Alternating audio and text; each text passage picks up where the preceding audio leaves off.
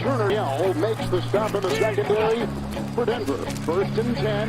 The fake. Good block in there, and down it goes. Caught at the 30. This is the dynamic throw. He's in for 6. Tyreek Hill. Touchdown.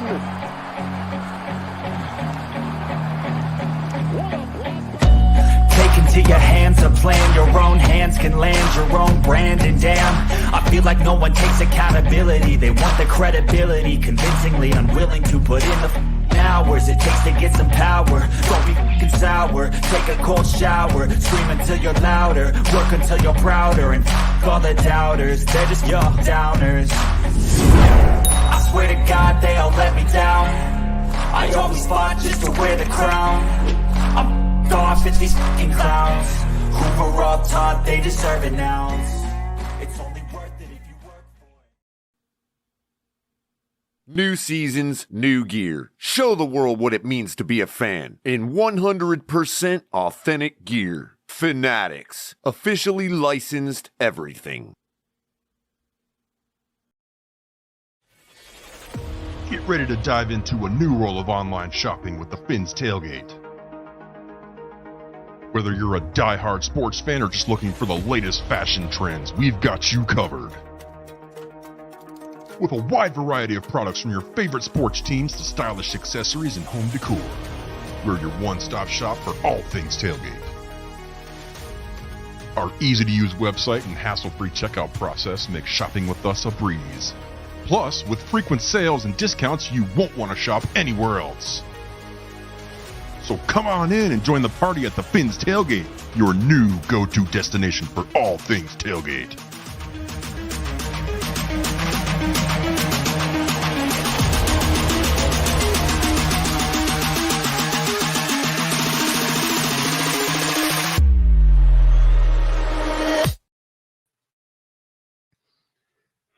Good flipping afternoon, everybody. Welcome to another episode of the Crypto Show. It is Hangover Monday here at the Fins Tailgate. I will be introducing our great host here in just a second, but I just wanted to take this opportunity to remind you guys to hit the like button. I know it's tough. We're running a little late today. We spent a lot of energy yesterday and got kind of quite disappointed. So I know everybody's a little tired, a little beat up. We feel like we got punched in the mouth, but hit that like button. Let's piss the Bills fans off and get them likes up. Subscribe to the channel, share it out. Make sure you're hitting the notification bell so you get notified whenever one of us go live. And those would be El Capitan coming at you every other night of the week, calling the games on Sunday, and we'll be doing film breakdown. We figured it out, ladies and gentlemen. We got the film now, so we'll be looking at that. Capitan's going to be quite interested to be looking at our defensive performance from yesterday as the Dolphins drop to our hated division rivalry, 48-20, as y'all know. Make sure you're also catching myself co-hosting with Ali in the mornings, top of the tailgate, as well as coffee and a cup of color, which I do need to be drinking a lot of today.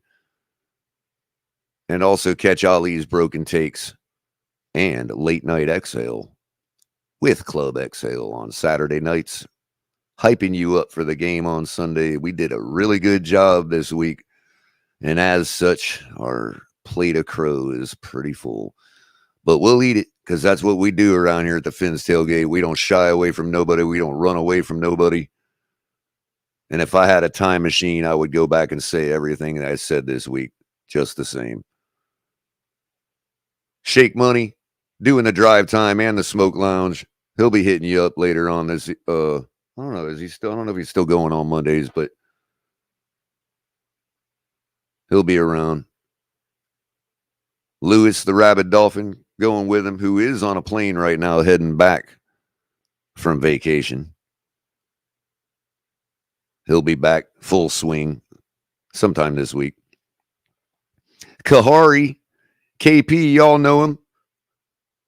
He's got the fantasy on lockdown, running our fantasy league here at Fins Tailgate. And that show can be found every Saturday mornings at 11 o'clock. Come chop it up. Get your fantasy football questions asked, DFS included. I usually am around to help with that.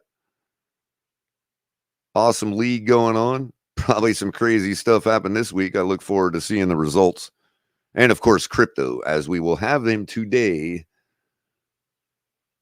taking us through the hangover, trying to cure our headaches.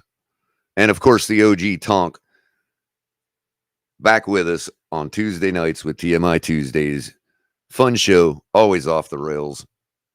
Some more than others, but make sure you're checking it out. Again, if you want to help the channel, you can hit us up on Cash App with $, the Fins Tailgate, or on Venmo, the Fins Tailgate, as well as super chats, super stickers, memberships. You know, the ones that give some of the members the little green tags. Welcome to all our members this afternoon. We appreciate your support, because without you guys, these Mondays would be a lot more depressing than they are. So we appreciate it. Make sure you're also going over to the TFTGnetwork.com, your centralized location for all of the Fins Tailgate content here. Bios for all your show hosts, social media, and the TFTG shop. Get your cooking folk apron right away. They're going fast. And get yourself a color commentary coffee mug. It's guaranteed to make your coffee taste better, or my name's not color. And of course, bookmark it. Make it your home page. Make it the first page that comes up when you fire up your browser. And tell all your friends about it. Get registered for the newsletter, all that stuff, because one day that will be the main avenue to show your support for the Fins Tailgate. So get over there and check it out. TFTG Network, all one word, .com. And help support the channel. Get the likes up. I don't know where we're at right now because I don't have my studio up. But we do have our fearless host today, who is quite fearless, because after a beatdown like we got yesterday, crypto always helps us all make sense of it. That's why I like him. He's probably, next to my own, his logic is probably the most impeccable I know. So, without further ado, let's go ahead and bring up today's show host. Oh, no, not that guy. I'm sorry. This guy. This afternoon, Crypto. Hey, good afternoon, everybody. Good afternoon, Color. What do we got on the docket today, man? Besides what a day. I know the chat was ginned up, and Red, White, and Bills came in and asked the question, did we win? What were we hungover from? I guess that he was suggesting, but I'll tell you this. Hangovers is not always due to celebration. Hangovers could be, you need to get drunk because you're so miserable after an event happened that you're hungover from that event. Mm-hmm. Hungover can be from any type of event. A presidential win, a presidential loss, some kind of overexertion of energy.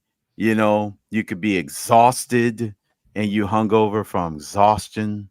It could be anything. Not always due to celebrations and you popping champagnes bottles and living the life. But we're hungover from exhaustion. We had a week-long campaign. Just think about it this way. You got two candidates, the Buffalo Bills and the Miami Dolphins. A week ago, they beat the crap out of their respective opponents, the Denver Broncos and the Washington Commanders, right?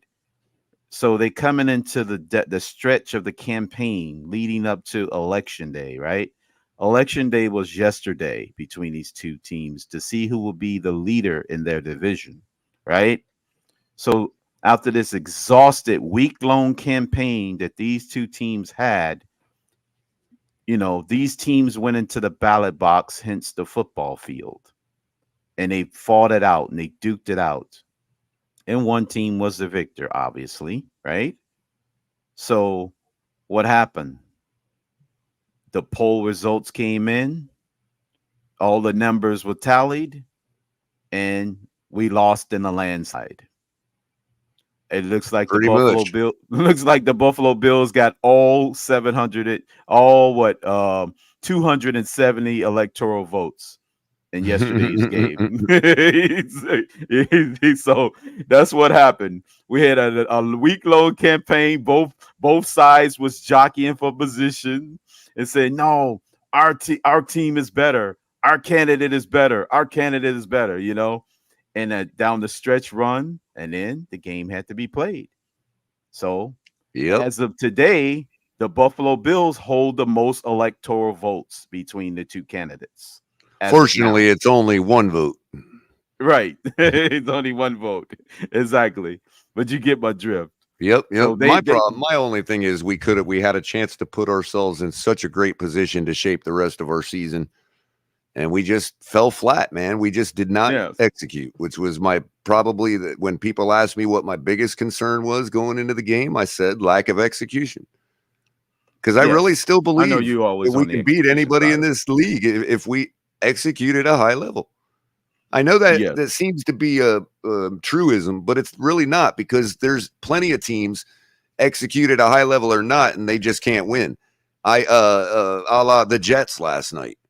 They pretty much started executing at a high level, but they still couldn't win.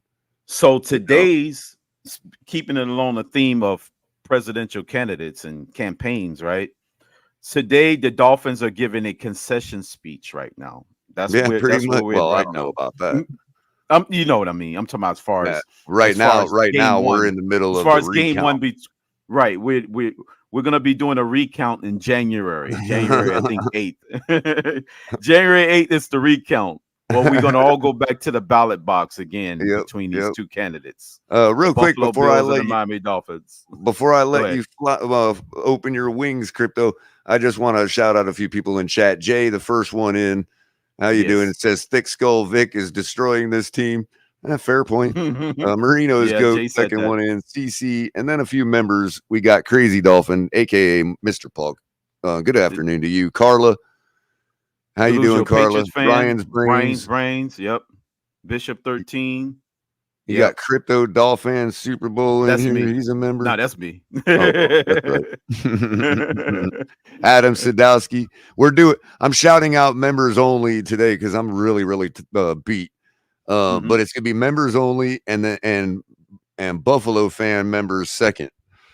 So let's see if I make sure I got all our Dolphin fan members here. Dolphinaire, how you doing? Let's see. Thanks, Fred. Like Red, White, and Bills, who we interviewed. Look at that. Oh, I thought it was Pamela. It said Flams, though. Yeah. And of course, looks like I've got all Dolphin members. So I will say Brian's Brains. If I didn't get you, good afternoon. And of course, Flim Flams, aka Michael K. Yep, Nene. I think Nene's made an appearance. Who thinks that we were exposed for losing to them, but they weren't exposed for losing to the Jets. But whatever. We know there's a double standard when it comes between fan bases. How you doing, Lewis? He says from the plane. Oh man! Shout out to the homie Lewis. That plane Wi-Fi. That Wi-Fi. Yeah, I want to shout out everybody, and everybody give Lewis a welcome, happy birthday to him. We will sing happy birthday, but we won't do it. But yeah, today is the homie birthday. So you're kidding. That's my sister's birthday, bro. Y'all give Lewis a happy birthday today, and shout out to from above. He's probably cruising at 40,000. You done did it. It's only the two of us, but we still have to do it, bro. All right. Wait, hold on. I got to get my air traffic control thing. And a 2 and a 1, 2, 3. Happy birthday to you. Happy birthday. What am I alone here to you? Happy birthday, dear. The real OG Lewis. Happy birthday to you. Happy birthday. I will do the Stevie Wonder version, but I can't do it. They'll copyright strike me because I'll sound so much like Stevie that they'll think he rose from the grave. So I can't do Stevie's version, Lewis. I'm sorry. Right. Sorry, Lewis. We had to do it to you. Everybody gets it around here.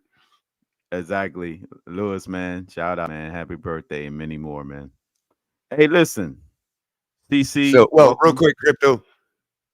I'll be in back. I'm not gonna be I'll come up if you want me to, but I'll tell you to drop the link in about 15 show. minutes. Yeah, I'll tell you drop it. Yep, throw me a text if you don't get any response out of me. Okay. All right, buddy. That's cool. Hey, you guys. I want to go over some numbers. I mean, it's obviously they're dreadful, but we got to do a semi review of the numbers here. These are just game leaders. Obviously, the two quarterbacks were the game leaders for the respective teams. So we're gonna go with for our team. It was Tua, A-Chain, and Hill for passing, rushing, and receiving. Allen, Murray, and Stephon Diggs. Obviously, they were the leaders for them. So we're looking at Tua was 25 of 35 for 282, 1 touchdown, 1 interception. Josh Allen, he was well above 80%. He was 21 for 25, 320 yards and 4 touchdowns, no picks. A-Chain, which was the only bright shot spot in this whole debacle yesterday. A-Chain, I'm going to say it here first if you didn't hear it here first, but you heard it here first. He should be RB1. It's time to end the debate right now. A-Chain should be RB1.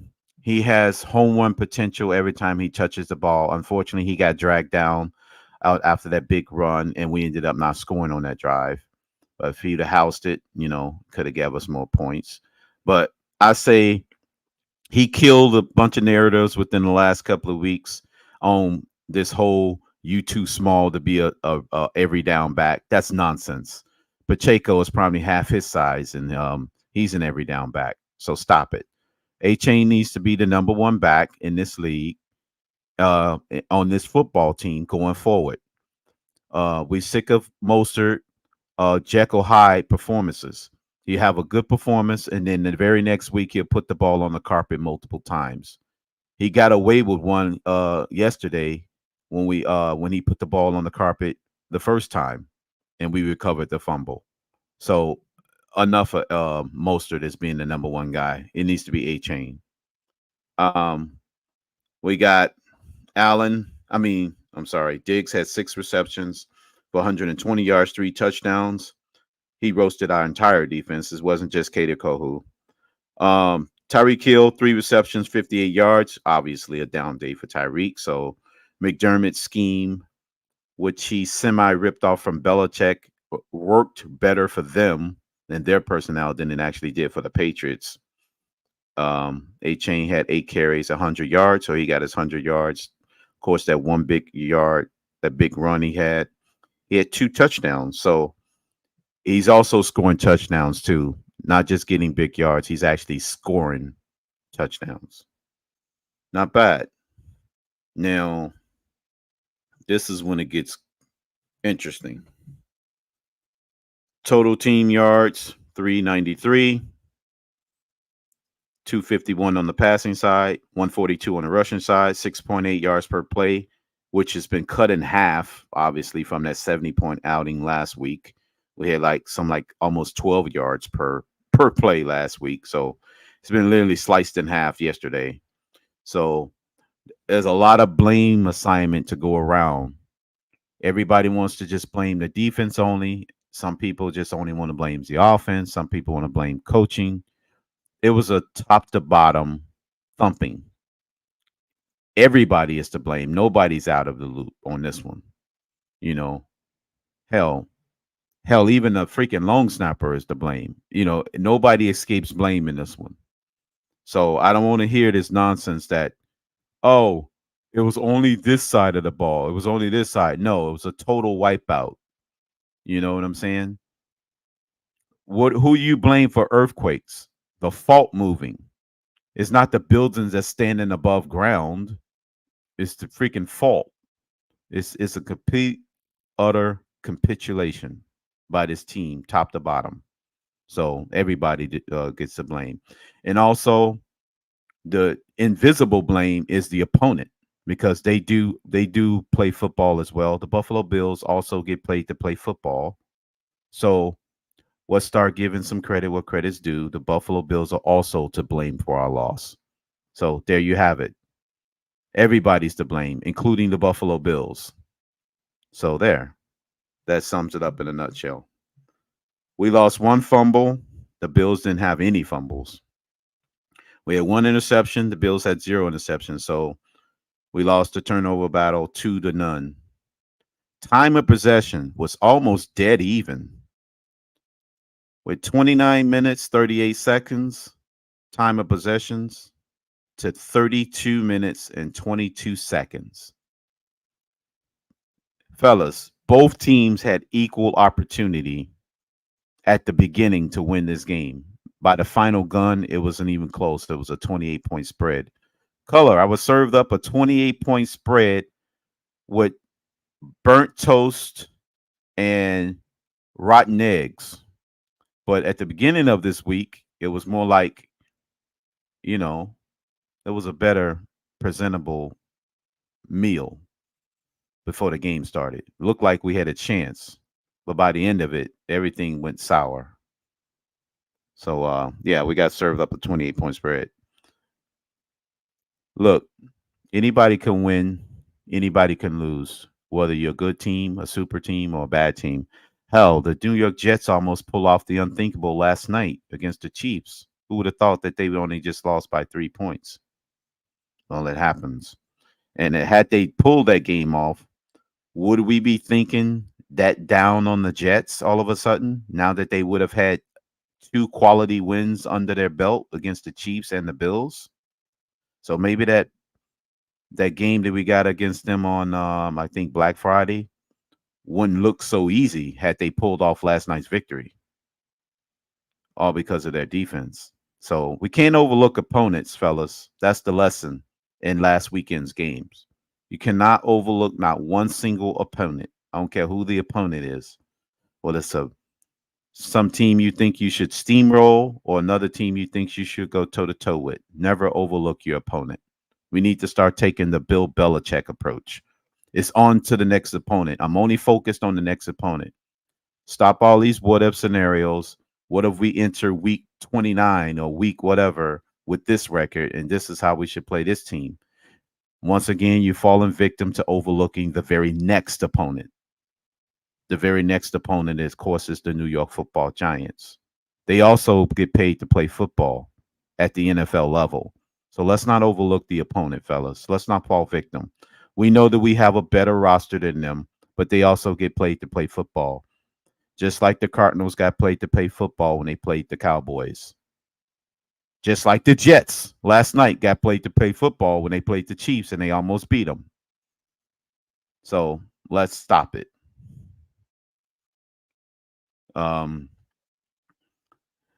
Another thing, check this out.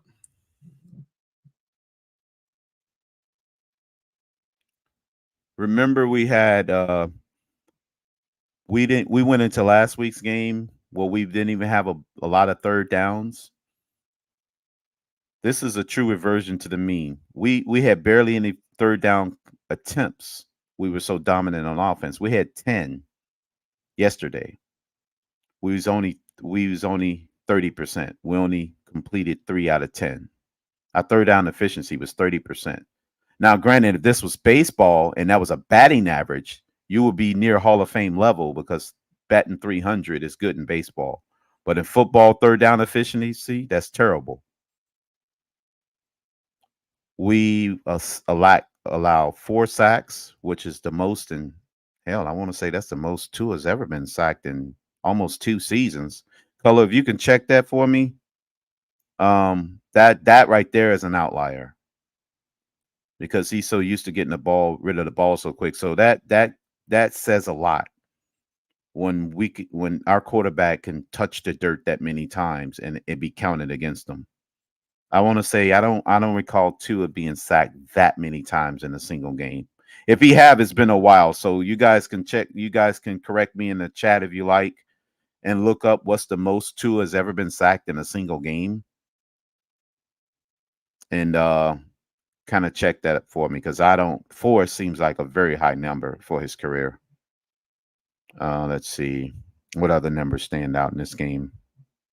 That was crazy. Both teams had a total of well, actually, the Bills had less plays on offense than we did.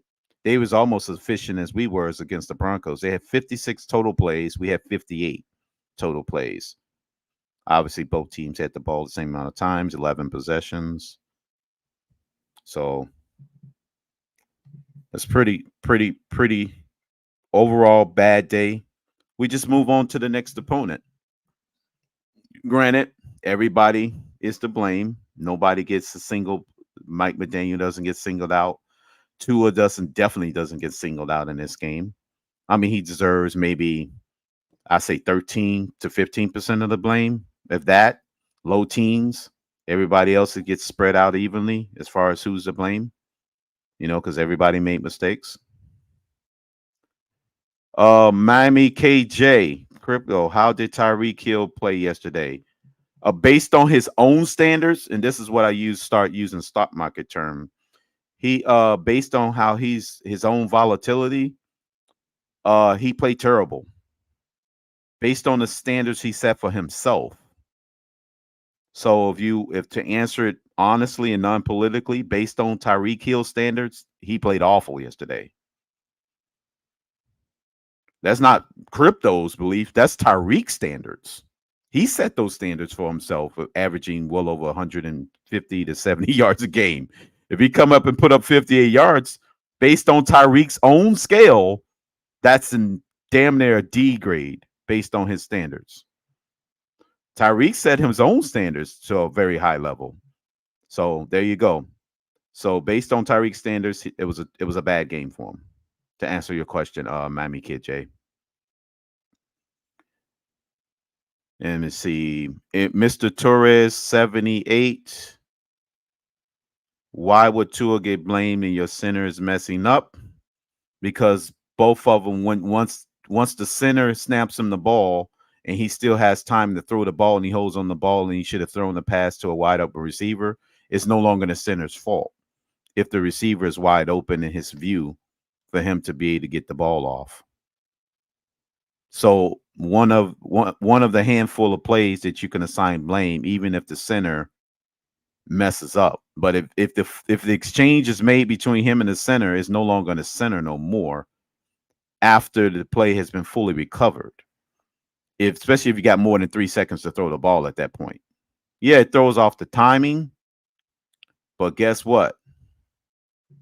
You can assign 75% of the blame to the center, but the other 25% goes to the person that has the ball and has control of the offense at that point. Let's not sit up here and act like bad snaps. We haven't made great plays on bad snaps. A-Chain took one to the house on a bad snap a week ago. And then 2 weeks before that, on a bad snap, Raheem Mostert took one to the house. Because Tua was able to still give him the ball and place it in his belly so he can run it. So there you go. So let's stop acting like we never capitalize on our own mistakes. Let's see. I think bring up Fred's comment. Let me see. I think Fred just said something. I missed your comment, Fred. Give me 1 minute, Fred.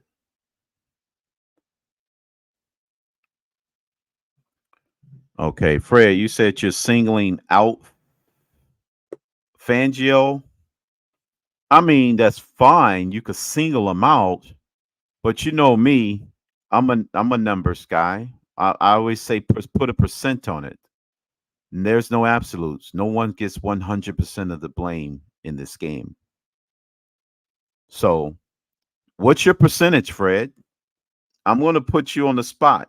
What's your percentage? Give me a percent. Even if you give me 9%, that will beat the criteria. But never give it 100%. You see what I'm saying? So there you go, Fred.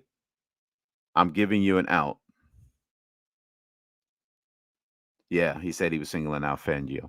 But yeah, singling out, which means by definition, you're giving him 100% of the blame. I want you to lower that percent and give me a number. Okay, Greg says 75%. Okay, that's good. I'm liking that number, 75. That's okay. We got 75 for Greg. Okay. That's fair. Fair enough. 75. We gave up 48 points. I can't argue with that. And let's see who else. Dolphins fan 81, Humbleville's fan. We can have talk on the other channel. We had this talk on the other channel. Okay. CCR, but Tua killed it. Miami home game. Beat Buffalo. Come on. I'm not understanding that statement. She killed it at Miami home game to beat the Buffalo Bills. Okay, Fred, there you go. That's what I'm talking about. Fred said 50%. He went right down the middle. All right, Fred, there you go. I'm liking that as well. I can understand why you say 50%. Because if you say the other percent is offense, right, that means that the offense has a responsibility to score more than its average, right? So if the defense gave up a hell of a lot more than its own average, right? The offense went well below its own average of 42. They scored half of its own average. We averaged 43 points a game going into that game. If we only put up 20, so by definition, offense gets some assigned blame as well because it scored half of what its own average is. So that's how the numbers work. So good one, Fred. I like it. I can go with the 50%. That makes perfect sense. Lewis said 95% Fangio. All right, Lewis. Lewis is testing me on this one. Lewis said 95%. That's what I'm talking about. Rolling those percentages, baby. Yeah. He said 95%. Can I say something, Crypto? I'm actually like, go ahead. I'm kind of with Fred on that one, 50%. Because here's the thing: Yes. It's not that I think that one is more responsible for the loss than the other. Yes. It's that the defense is 100% responsible for Buffalo's 48 points. And Correct. our offense is 100% responsible for not being able to score more than 20. Right. Right. That's why I say Fred may have hit the perfect So they number. are 50-50 responsible for the outcome of the scoreboard. You see what I'm saying? The scoreboard, yes, as far as the scoreboard. Now, Lewis, hold on. I want to dive into the homie Lewis number. He's at 90. So remember I was saying there's no absolute. So he tested me on this one. He said 95. I have to accept it based on my own definitions, right? Based on my own standards. So I have to accept this 95%, right? So with 95, that leaves 5% to be assigned between the other aspects of football. Now, that's a hell of a challenge because I could see what Lewis can get close to that 9 or at the 95 because he's saying the play calling, right? Combined with how the players were put on the field to make a play to stop the opponent's offense. So hence Buffalo putting up 48. Well, what was Buffalo's average color going into this game? What was they average per game? Like 30 or something like that? What was the average before the game? Yes, it was 30, obviously it went up. 30.3. Okay, so 18 above. So 18 above. Okay, I'm trying to get from Fred's number to Lewis' number. So what's Lewis mathematically? 18 above 30 is an extra almost 50% increase, right? If I'm right, getting my numbers right, because half of 30 is 15, and that would be 45. Right. So we're looking at about a 60% something increase over their average, right? Mm-hmm. So if you think of Fangio defense and how he calls plays, you're getting from 50 plus the other percentage above average. Right. So now you're in the 70s of assignment, right? I'm trying to get to Lewis' number. I'm trying to get to Lewis' number close as possible.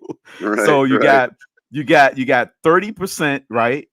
You got 30 above 50, that gets you to 80. So that would give me around 45 points that he would have to get to, right? Mhm.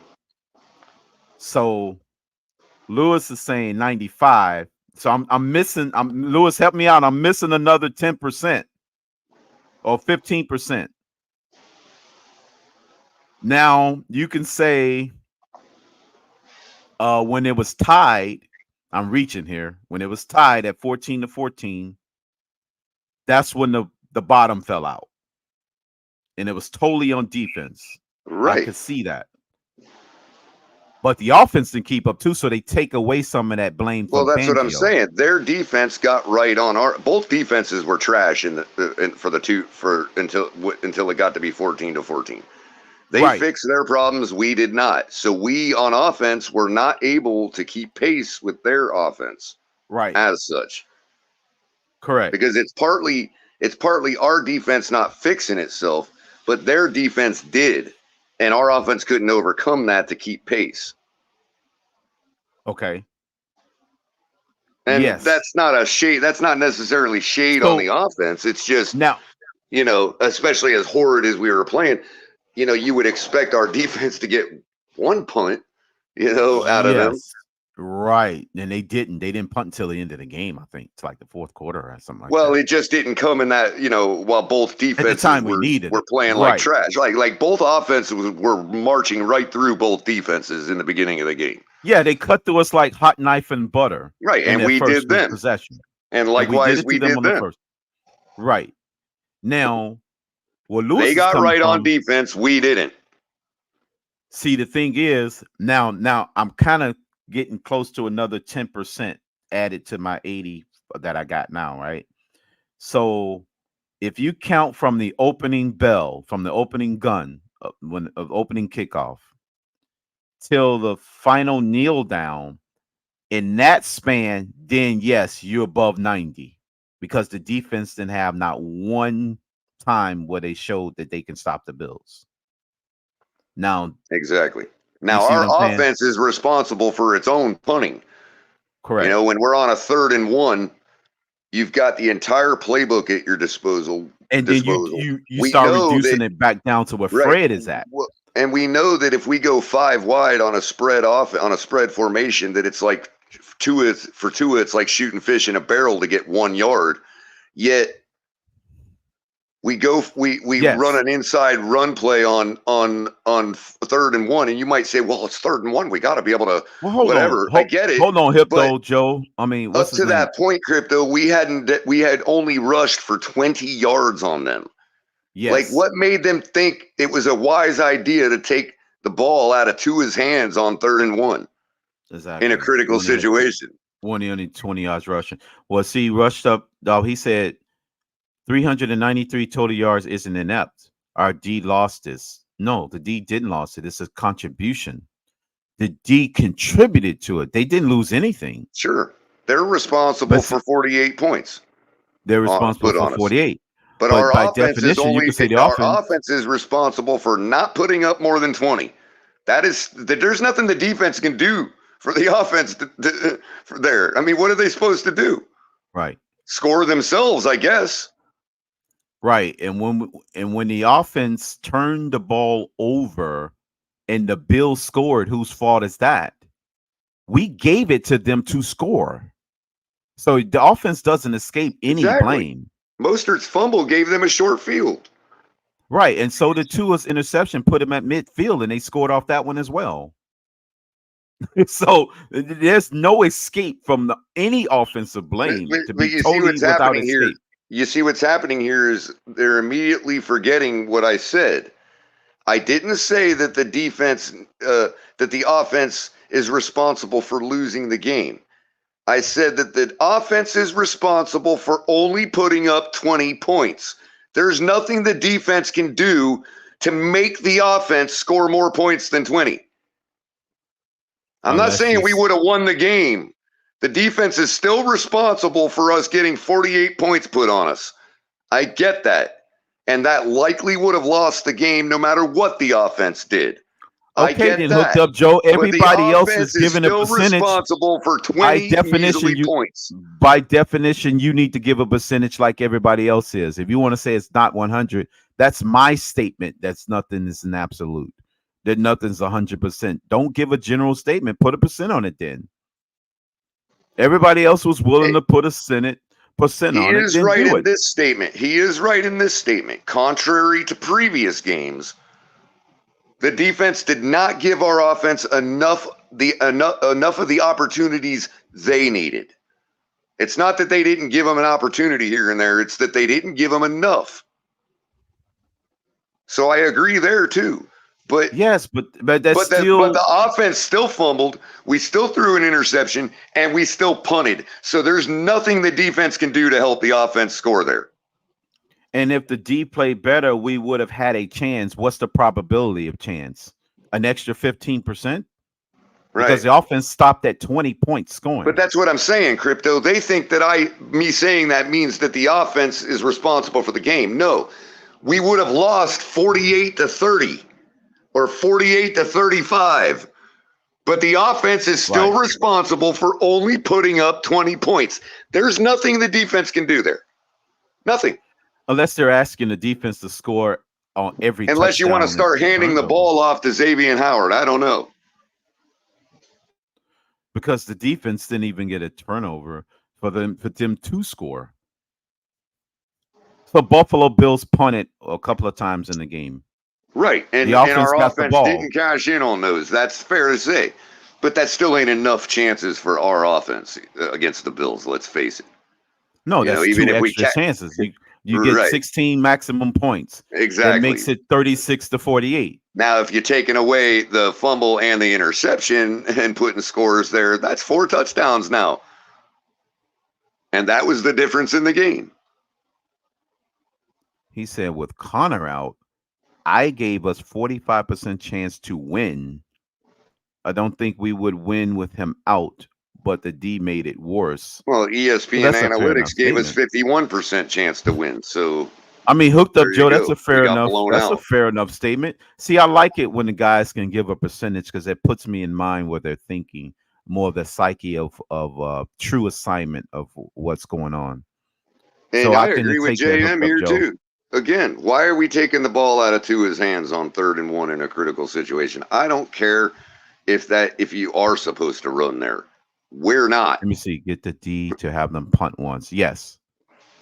I had us 55% with Connor in, so that's fair because that puts a balance of both teams being right at even. It's a stretch. It's a stretch. Right. By the way, I just wanted to send a special hello to JMCPT. Haven't seen you around, buddy, but I knew you would be. It's football season, so welcome back, that's man. Cool. I know you've probably been back a while. I just happened to notice you just now, so good to have you back, man. I always love JM, man. Speaking of percentages, and we're talking about numbers, since Josh Allen is the next Elway, he was speaking a dangerous omen into existence days prior to the speak game. On that, Crypto. I'm glad you brought that up. Go ahead. I'm going to drop him back, but go ahead and give him his flowers, but not too. Don't. I got it because it's more like it's more like Children of the Corn and Damien, like the Omen, right? That movie. Now, Josh Allen kept asking Dolphins fans this question, and this was like well before the game happened. All right, he was saying, and I was like, "Why is he stuck on that number?" By the way, that's Josh Allen is the next Carson Wentz, not the Josh Allen. Just so we're clear there for any new Josh listeners. Allen is Josh Allen, the guy in the chat. Josh Allen is the next Carson Wentz. Well, listen, he said he was asking us. Fair enough. He didn't believe that his defense would hold us to 20 points. He just said that's a hypothetical. What if we hold y'all to 20 and we win big? He didn't even give the number of what they would score. He was just fixated on the number of us getting 20 points. And I was like, in the back of my mind, I was like, why does he keep saying 20? Do I need to play that in the lottery? Or do I need to play 2-0 or that number or some kind of combination? Because he was stuck on the number 20 if his defense holding us to 20. And I was like, well, damn, he was saying this way before we even played on Sunday, right? It's a hypothetical. What if we hold y'all to 20 on defense and we just win big? as a general statement, winning big part of it. And it was like, well, he was like, would y'all give us credit as being the best defense in NFL? And then I said, well, hell, I would start to look at y'all as the next 85 Bears if you're able to hold a 70-point offense down to 20, 50 points below in the very next week, given we had all the momentum coming into that game. I was willing to go out on the limb and say, hell, y'all going to start competing with the Bears of 85 if you do that. And lo and behold, yesterday happened, and we ended up with exactly at that number, 20. And on top of it, to make everything's crazy, he got the spread that he wanted, winning big. You know, so I'm like, well, I think we're gonna have to. I think we're gonna have to prohibit. Josh Allen is the next Carson Wentz from entering our chat from now on. No offense. I know we're gonna have we can't be having Buffalo fans making those kind of predictions around here and being right. About it. Exactly. Sorry, we can't. I mean, it is what it is. We can't have that. Exactly. Yeah. I say we can't have that at all. And it's like a movie script he was writing. It's like one of those slow motion movie scripts he was writing. And I was like, damn, why does he keep saying 20? He never changed that number. He said like 24, nothing. He said, okay, well, I don't believe we're going to do it. I think we're going to hold you to 28 points or 30, but we're going to score 35 to 37 points. But he said, what if we do that? Hold you guys to 20 and just win big. By the way, Crypto, damn, if y'all do that, y'all are the 85 Bears. Right. By the way, Crypto, that slow motion movie you were talking about was almost happening for me last night because, I was like, when somebody asked me to make a score prediction on Kansas City and the Jets, I was just so flippant with it because I'm like, oh, this is it's so boring to talk about a game like that, right? Yeah. So I think I flippantly said something to the effect of 467 to 2. Right? Right. Yeah. And lo and behold, it's 17 to 2 at one point in the game. I'm like, you've got to be kidding me. This is freaking crazy. And then they kicked the field goal to make it 5. I'm like, wow. Right. I can't believe I had it for a second, man. Man. 2. Exactly. It was crazy, man. We got some crazy numbers being spoken into existence that come past. I guess I need to start buying lottery tickets again. You know, it's at 1.6 billion now. It's at 1.0 something billion, right? Oh, geez, it's been that long since somebody won, huh? Yeah. So I'm looking at the thing on the store, and I'm like, damn, it's at 1 billion again. I was like, oh, it's time to play again. So Josh Allen is the next Carson Wentz. I need a set of numbers to be spoken to existence, so we can win this $1 billion. Right.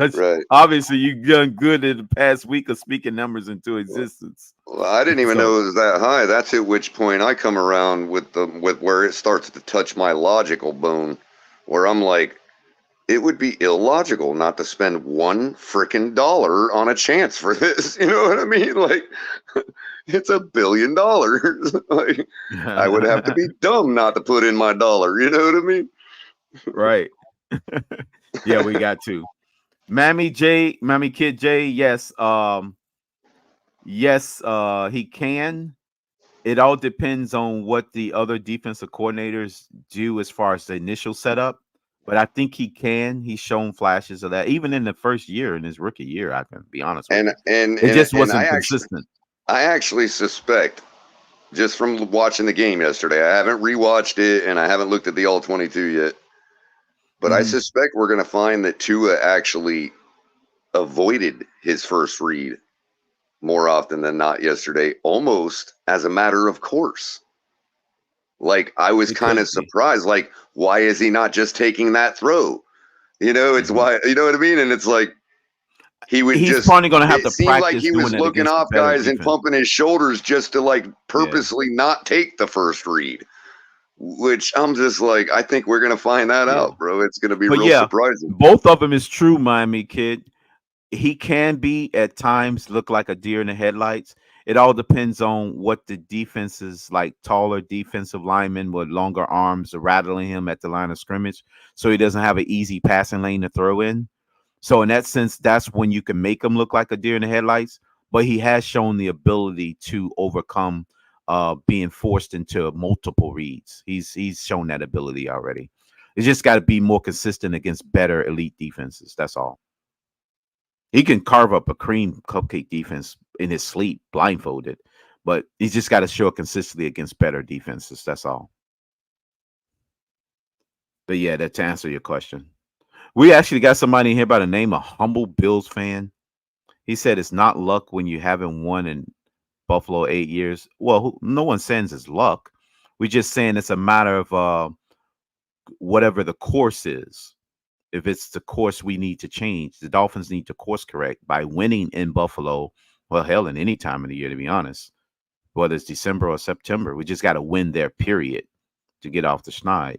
So no one's saying it's luck, but we're just saying we just got a matter of changing the trajectory. You know, in this aspect, you've heard me before use the term rightful order of the football universe. I got it from David Locke because he used it in basketball. But in this sense, the rightful order of the football universe, when it comes to these two teams, it has to be, well, Bills have established themselves as winning against Buffalo over the 8 years in Buffalo. That will be the universe that's been set. But over time, the rightful order means we have to start winning more games there. Because there's been a time in history where we beat you guys 20 straight games. And that was the order of the universe. Like the entire decade of the 80s, I think. The higher decade, right? So it's skewed somewhat out of balance, but because you guys have won that many against us in a row in Buffalo. So to bring it back to balance, we have to put together a winning streak there. And so hence the rightful order universe hasn't been restored when it comes to these two teams in Buffalo. Because you guys have skewed it so much out of whack over the last 10 games that we have to put it back in order. It's our job to do that. So the rightful order of the football universe between these two teams haven't been restored. Right. And in fairness, Crypto, we had to reset when Mike McDaniel took the reins. Correct. And so far, I mean, up until yesterday, we've been competitive. Hey, what's going on, Nene? We got Nene and What's up, Nene? EM came in. What's up, EM? Oh yeah.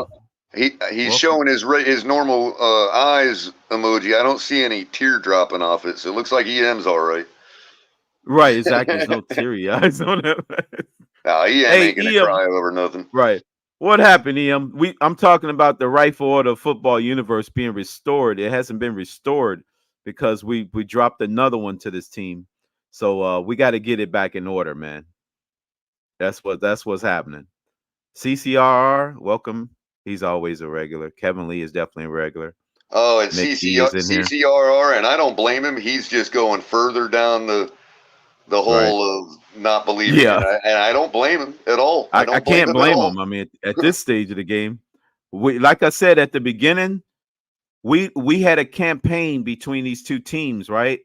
And the Buffalo Bills won all the electoral votes as of Sunday. When the polls were closed on Sunday, they was held the victor. So they won all 20 right, it's like the old saying. Votes. It's like the old saying, Crypto, elections have consequences. So do games. Exactly. Elections have consequences, games have consequences. We're in concession speech mode. That's all this is. We're hungover and we're having a concession speech, and we're gonna move on to the Giants, the G-men, the football Giants. And I guess the campaign starts again against the Giants, right? We get to start it all over.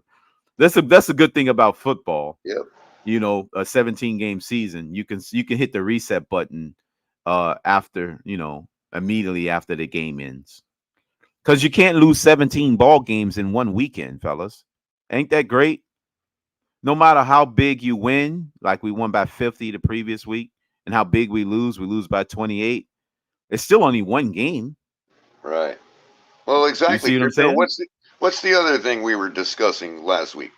And my biggest take was about the pressure and whose the pressure is on, right? Well, I think I'm proven to be right now. Simply because of the way Buffalo carried themselves yesterday. They knew what I said to be true. They knew that they had a lot of pressure to win that game, given the consequences of a loss. And we knew they was more primed and we to knew win. right, and we knew a loss for us would be negligible. And And both teams played as such, and we got embarrassed for it. And Nene, I knew you was going to make that comment. Can we now agree Greer needs to address the defense? Yeah, by definition, he does. Because we all know that when he hired Fangio, on paper, no one will argue that it's an upgrade, but in actual performance, it's a downgrade as of week 4 going into week 5. I mean, no one can argue that now at this stage. Yes, on No, I paper can't. it's an upgrade, but on as a performance, it's a downgrade. Yeah, you Because can't. he's I mean, doing worse than his predecessor. in 2 games, we had 83, 84 points put on us in 2 games. Right. so by that definition, Greer definitely has to address the defense. And as far as the coaching part of it, it's a downgrade as of now. We're not saying it's permanently, but going into week 5, performance-wise, it's a downgrade from last year. No one can argue that at this stage. But on paper, it was definitely an upgrade. But we don't play football on paper. We play it on the field. So that's what that is. So yeah, Nene, that's a good question. Greer definitely needs to do that. Let me see. He said Newfoundland says Fangio wants other players. He said it in camp, but he got to be able to work with what he got. Now he's left with Cater on Diggs. It's BS. So that's a part of him of assigning his best defender on their best offensive player. That's a coaching move, irregardless of who you got. If you got broccoli in the kitchen and broccoli and asparagus are sitting on the table and broccoli performs better than asparagus, then you don't put asparagus on the freaking burner and start cooking it. You freaking put the broccoli on there and start cooking it because that gives you the best time to have a best meal. So that's a coaching, that's a chef decision. So broccoli or asparagus, take your choice. Nah, see, what we do is we trade out the broccoli for asparagus, use the same seasoning, and think it's going to taste the same. Right. Exactly. Exactly. So yeah, coaching at the point when we kick it off on Sunday, the coaches have to put the players in position to make the play. If he's constantly keep putting one player in position to get roasted, that's on the coach. If he know that the other player is going to be better, he's just being stubborn. So yeah, let me see. He said, "Crypto, color. Were you guys surprised McDermott didn't remain stubborn?" Yes. Remember I said that before writing bills when he was on the show on the smoke lounge. When I asked, is he going to stick to his pride and just do what he do and don't like copying the success that other teams had against us? So yeah, I was a little surprised he didn't remain stubborn and played a little press after making adjustments. Yeah. And then he said, asparagus makes your piss melt, though, to be honest. Yeah, it does. It has an adverse chemical imbalance on your the body pH that makes it makes it that way, Red Riding Bills. But yeah, you're right. It's more of an acidic alkaline imbalance in your bloodstream that causes your kidney to excrete whatever it excrete in that manner. But yeah, I don't want to get too biochemistry with you there, but yeah, you got a point there. But it still tastes good though. Asparagus still tastes good. Let me see. Say McDermott still plays 71% zone. If you got the personnel to adjust on the fly within the zone, you could do what they call a man zone. It's still zone, but if you can get up into the receiver's grill and throw him off his timing and you can fall back into the zone, then yeah, it can be successful. but it's not like 100% of the time you're in zone at the snap of the football. You could be in what you call a hybrid zone, where you're at the line of scrimmage, you briefly jam the receiver if you can get a hand on him, and then you fall back into a space. So, yeah, there's a mixture, the two, Red, White, and Bills. Yeah, press man. McDermott was good in disguising the zone with press. That's what I mean. He would show one, go into another, and he'd morph in and out of both. Right. The other scenario is, you snap the ball in zone. Each defender is guarding a zone, but as soon as a man enters it, they follow the man out. They follow the press. Man-to-man Yes. coverage. They continue the man-to-man. Right. That's the hybrid. Yep, that's the morphing into. You initially start out in one, and you morph into the other as the play progresses. So hats off to McDermott. He did do that. So I guess you guys firing Frazier. I guess Frazier was really holding you guys back. I don't know. I'm not a Bills fan, so he tell me, was he holding you guys back or not? I don't know. Well, look, I guess it is. I guess you can say that now. After holding a 70-point offense down to 20, I would say Frazier probably was y'all biggest problem. Yeah, I can speak for Michael K. He has definitely said that a dozen times about Frazier, and being a different situation there. So yeah. Michael K said it. Okay. Yeah. He made sure we knew that the coordination was different on defense this year. Oh, okay. Let Michael K teach 71%. What exactly do you mean by let him teach 71%? Teach us Dolphins fans or teach the Bills fans 71%? I don't know, Brian's brains. That one's a little sketchy. I don't know if I want to let Michael K teach 71% of the time. Also, why did we stop running, Nene? To get the fumbles? I get the fumbles what the rookie was having a day. Exactly. It was the wrong assignment. But see, Nene, we should always know when we got something good cooking, like A-Chain. If A-Chain is a guy that you can rely on, I don't want to hear about the size narrative no more. That needs to be thrown into the scrap heap. And here's the thing: even if Michael K was right about Frazier holding their defense back, doesn't mean I'm obligated to believe him until I see it. You know? Right. I ain't trying to give the man flowers. He's a Buffalo fan. I'm now fully team A-Chain. Being a small guy myself, as far as height wise, I believe that he can do it. And after watching Pacheco constantly week in and week out do it, I don't want to hear the size narrative against A-Chain ever again. You need to just throw that in the scrap heap. He needs to be RB1 from this day forward. And that's how I feel, Nene. A-Chain should be RB1. It's time to make the move. Because Mostert puts the ball on the ground too much. It would likely benefit Mostert being the guy that comes in once or twice a series instead of the other way around. You know what I mean? Because Mostert ain't bad like on spot runs. Like, yeah, if he's the one getting peppered in, it could actually benefit Mostert in the long run. Like his runs, he might have less production overall, but his individual runs would probably be more productive. Right. And you make a good point. Not down by 20. If you got home run hitters, you might can get away with it. Depends on how much time left in the clock. But if you just grounding and pounding 3 yards in a cloud of dust, that's not going to work being down by 20. Your defense is playing like soup sandwich. So, yes, it won't work. Well, this is why I thought it was a mistake to run on that 3rd and 1, dude, because we hadn't demonstrated yet that we could run the ball on them. We had 20 whole yards up to that point. And you've got just 20 combined 15 yards. Plays I can think of that are almost 100% sure plays to get a yard that Tua can handle.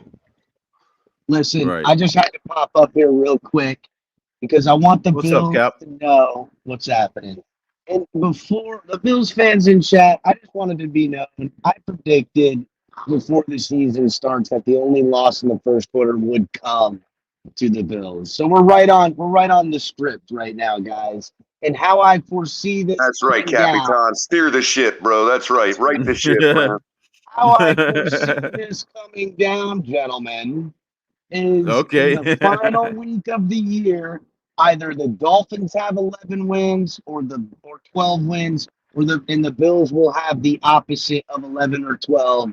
Either way, it'll be a winner take all in Miami. Winner take all for the division, and right. Get ready for the get right working by the Dolphins of all time. That's what I said. We start that. the campaign. The campaign for the second election cycle starts today. No, but according to Flim Flam, right? We're exposed for losing to the best defense in the league, which we just gave flowers to a minute ago for beating Crypto said possibly the 85 Bears.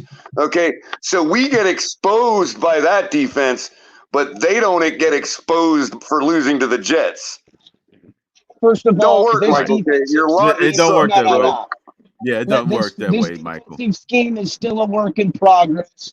We are down two of the most premier guys on the defense that will be there in Miami the final week. Number one being Jalen Phillips, and number two, who's also number one, being Ramsey, who's going to be there. So I don't want to hear all the nonsense. These Bills fans are crying from the rooftops because they feel some kind of way. I get it. You guys are champs as of this moment. Okay, that's it. Yeah, we'll see how many points y'all put up on the Broncos. Oops, you still have to play them. I don't even care. And they still have to play the Jaguars. So this is it. You blew your Stoke. You blew your wide. Your Super Bowl at home versus Miami is all you've got. Come here later. Von Miller. Who cares about Von Miller? Von Miller's washed. Everybody knows that. Yeah, Von Miller's overrated. He's overrated. You heard it here first. Washed. He'll come in one game and re-aggravate whatever freaking injury is coming off. Right, exactly. He won't be there by the end of the year. That's why I keep calling him a grifter. He's a grifter. He's the NFL. He's a grifter. That's what he is. He's just like Clowney out here, just screwing everybody every time you turn around. My fear is that he's the one that taught Chubb how to do that out in Denver. Yeah, I'm not even worried because I got Andrew Van Ginkel. I got an Andrew Van Ginkel to see your Chubb. Screw it. All I know is that listen, this win is now we're even. That's all. You're a half a game ahead of it. You got the tiebreaker. That's it. You got the tiebreaker for heads up for 1 week. You only get enjoy for 1 week. And if you think for a second, Jacksonville's going to score 50 points in the first half. One of the things we're forgetting too, and man, I can already see Michael K trying to head it off at the pass. Okay, you ain't going to work, Michael K, because you know damn well one player yesterday, Jalen Ramsey, and you guys don't score 48 points. Sorry, you don't. No, listen, it's okay, guys. You just simply don't. Our defense just didn't wake up yesterday. That's all. You got lucky. You got one. What's that song? Wake me up when September ends.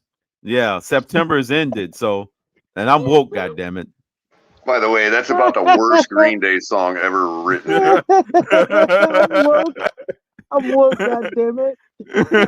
Wake me up when September ends. That's Green Day, right? Exactly. It probably wasn't. It wasn't. No, it is about their worst tune I've ever heard, man. I used to like that, like Kerplunk and their early stuff. I used to love them, but they just like took a dive off a cliff, man. No offense. No offense. What the hell was his name? Billy. That wasn't crazy. Hey, hold on. I guess we're blasphemous because Mac D said that's a classic. Hold the phone. He just said Green Day Wake Me Up with September. The classic. Wait a minute. It is a classic and it is well done. It's a good song. Lyrically, yes. It's kind of like Collective Souls, The World I Know, which is the best song lyrically. I love that one.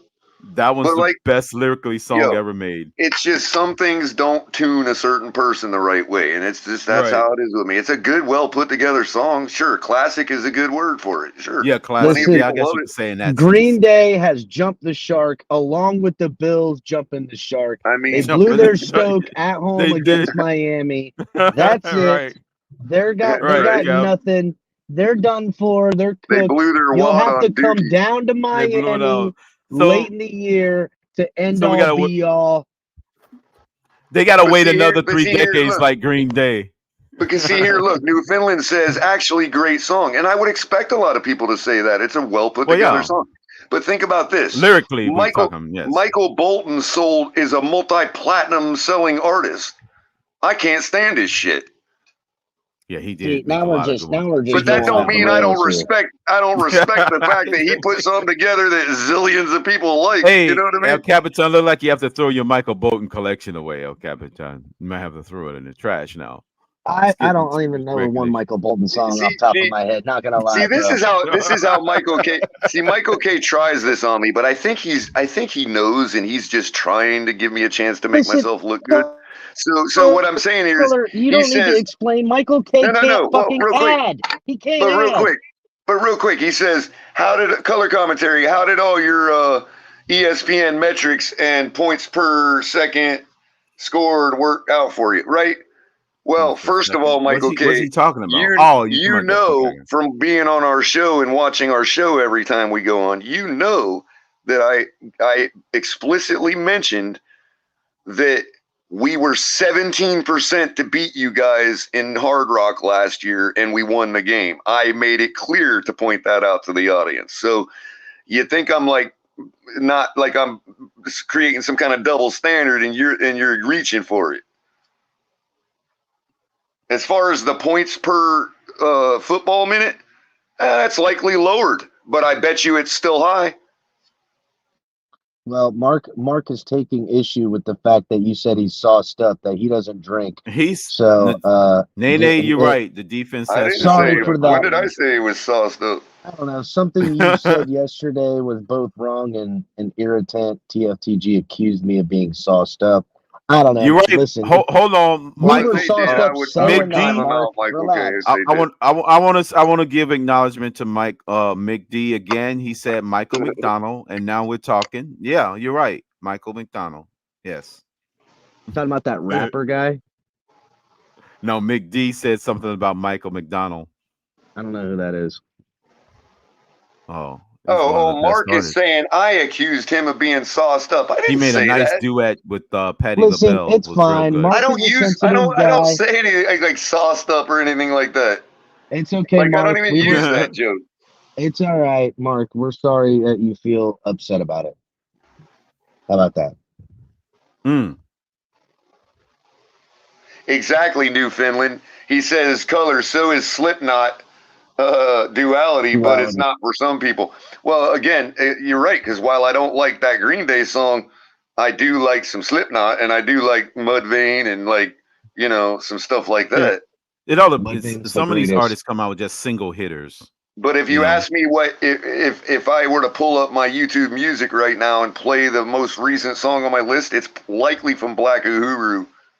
They couldn't make which is a reggae group. They couldn't make a full album to save their life, but they real good in singles. They make great singles. If you pull up my make playlist, an album. It's full of a bunch of bands, and none of you guys know who they are. So nobody knows. You like the screamo everybody. My playlist. Yeah. Matter of fact, I'm taking my son. My playlist is so diverse it goes all over the spectrum. Oh no, I have a diverse playlist. But if you're gonna go to my go-to genre, it's definitely that screamo stuff. I am taking my wife and my two kids to the kids' first concert for my son's 11th birthday. We are going to Lauderdale, not this Tuesday, but next Tuesday, I think it is. Tuesday night. We're going to see The Devil Wears Prada, Landmarks, and Fit for a King. So I can't wait. I can't wait to throw my 11-year-old in the mosh pit, because that's how old I was when I got thrown in the mosh pit. It's a rite of passage in this family. Man, it was my I want to say it was the Valentine's Day before my 16th birthday, bro. I got thrown into a pit at Bad Religion and SNFU. I got my nose broke, not the bone, but like deviated septum, and was bleeding in a Hatebreed concert. That shit was awesome. Well, Mark, we're no one's being unempathetic, Mark. We understand what you're saying. Yeah, like I literally got pissed at somebody the other day for telling me I needed a Snickers for that very reason. So what are you even talking about, Mark? Mark, take your fucking insecurities to Miami sports music, bro. Come on, man. You know what we do over here, Mark. Don't break the freaking the fourth wall. I literally stopped the show to yell at somebody for telling me to get a Snickers bar, bro. So I understand your plight, okay? Don't act like I'm the guy, right? No. Take all that sensitive shit to the other channels that Dolphins got.